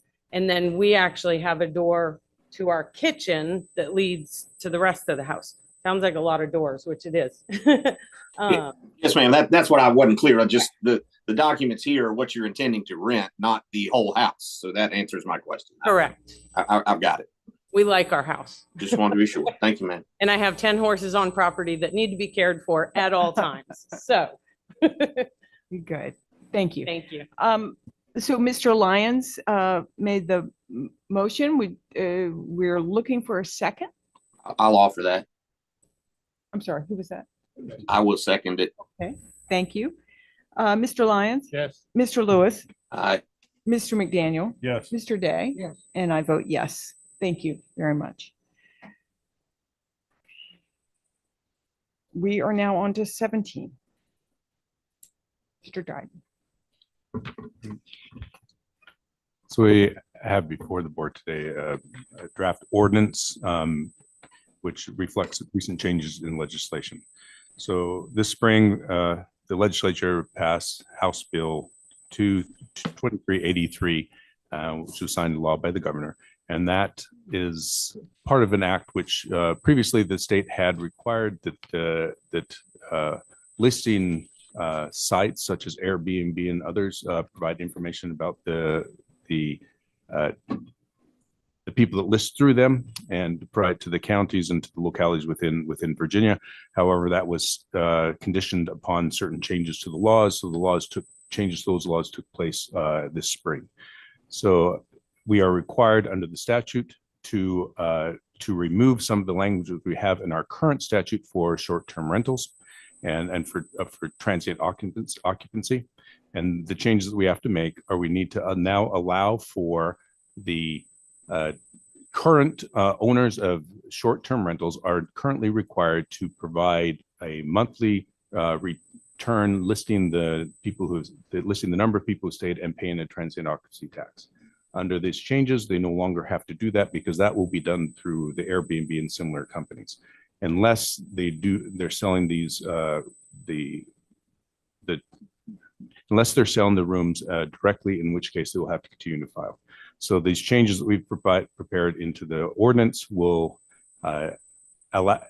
Let me go through it. Actually, I apologize for doing it this way. The changes that we propose in the ordinance are found in section 25-176, and this is part of the chapter 25 in this article 9 of transient occupancy tax. We're proposing changes to comply with the changes in the statute. First, we will add sections in the definition sections. We'll add 4 new definitions for accommodations, accommodation intermediary. Accommodation intermediary is the Airbnb type of companies. We also will add accommodation, what accommodation intermediary does not include, and will allow for accommodation providers. These definitions are just expansions of definitions that we already have, and no other definition will be changed. Section 25-178 in the collection section, there's no substantive changes to this. We've only now included the newly defined categories, which of accommodation intermediary, accommodation providers, to make sure that it's clear that there are various responsibilities in collecting and reporting on taxes. The larger changes will happen in section 25-180, and this is the return and remittance of tax, where we have completely changed this section. What we've done here is we've made it clear that the retail providers, in other words, the owners of short-term rentals, and this also applies, the way we draft our language applies to hotels and to campgrounds too. The reason why we're using the accommodation providers is that's for short-term rental people, the ones that normally list through Airbnb. It makes it clear they no longer have the responsibility to be collecting the tax and paying the tax on behalf of the tenants that stay, nor are they required to file a monthly report as to stays. What they are required to do is to file an annual report attesting to the fact that the accommodation intermediary, aka Airbnb or other companies, are providing this information to the county.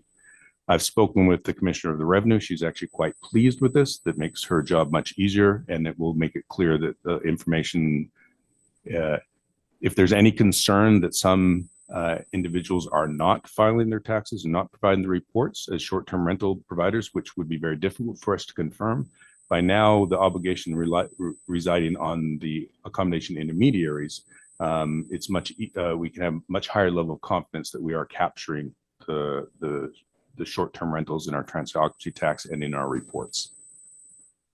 So the only final change would be to section 25-186, which again is just adding some of the new definitions into our existing language. What if someone's not using Airbnb? Under the statute, they're still required, if they're not using an accommodation intermediary like Airbnb, they're still then required to file the monthly report.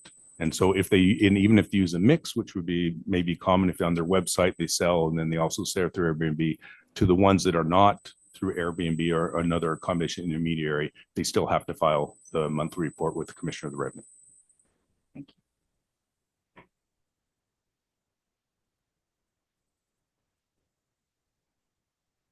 you. Okay, gentlemen, I will open the public hearing.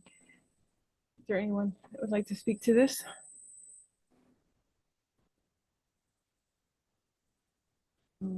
If not, don't see anyone in the room. Anybody online? No one online. Then I will close public hearing. Are there any questions or comments, Mr. Dryden? I apologize for having my head stuck filling dog kennels and other things to start this out.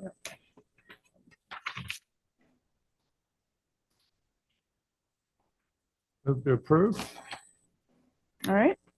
For a second, Second. Mr. Lyons. Yes. Mr. Day, Ms. McDaniel, Mr. Lewis, Aye. and I vote yes. Number 18. We'll move on to, are there any board comments, unfinished business? Our next regular meeting of the Board of Supervisors will be on Monday, July 28th. There are no other board comments? Move to adjourn. Okay, Mr. Lyons. Yes. Mr. McDaniel. Yes. Mr. Day. Yes. Mr. Lewis. Aye. And I vote yes. Thank you all very much.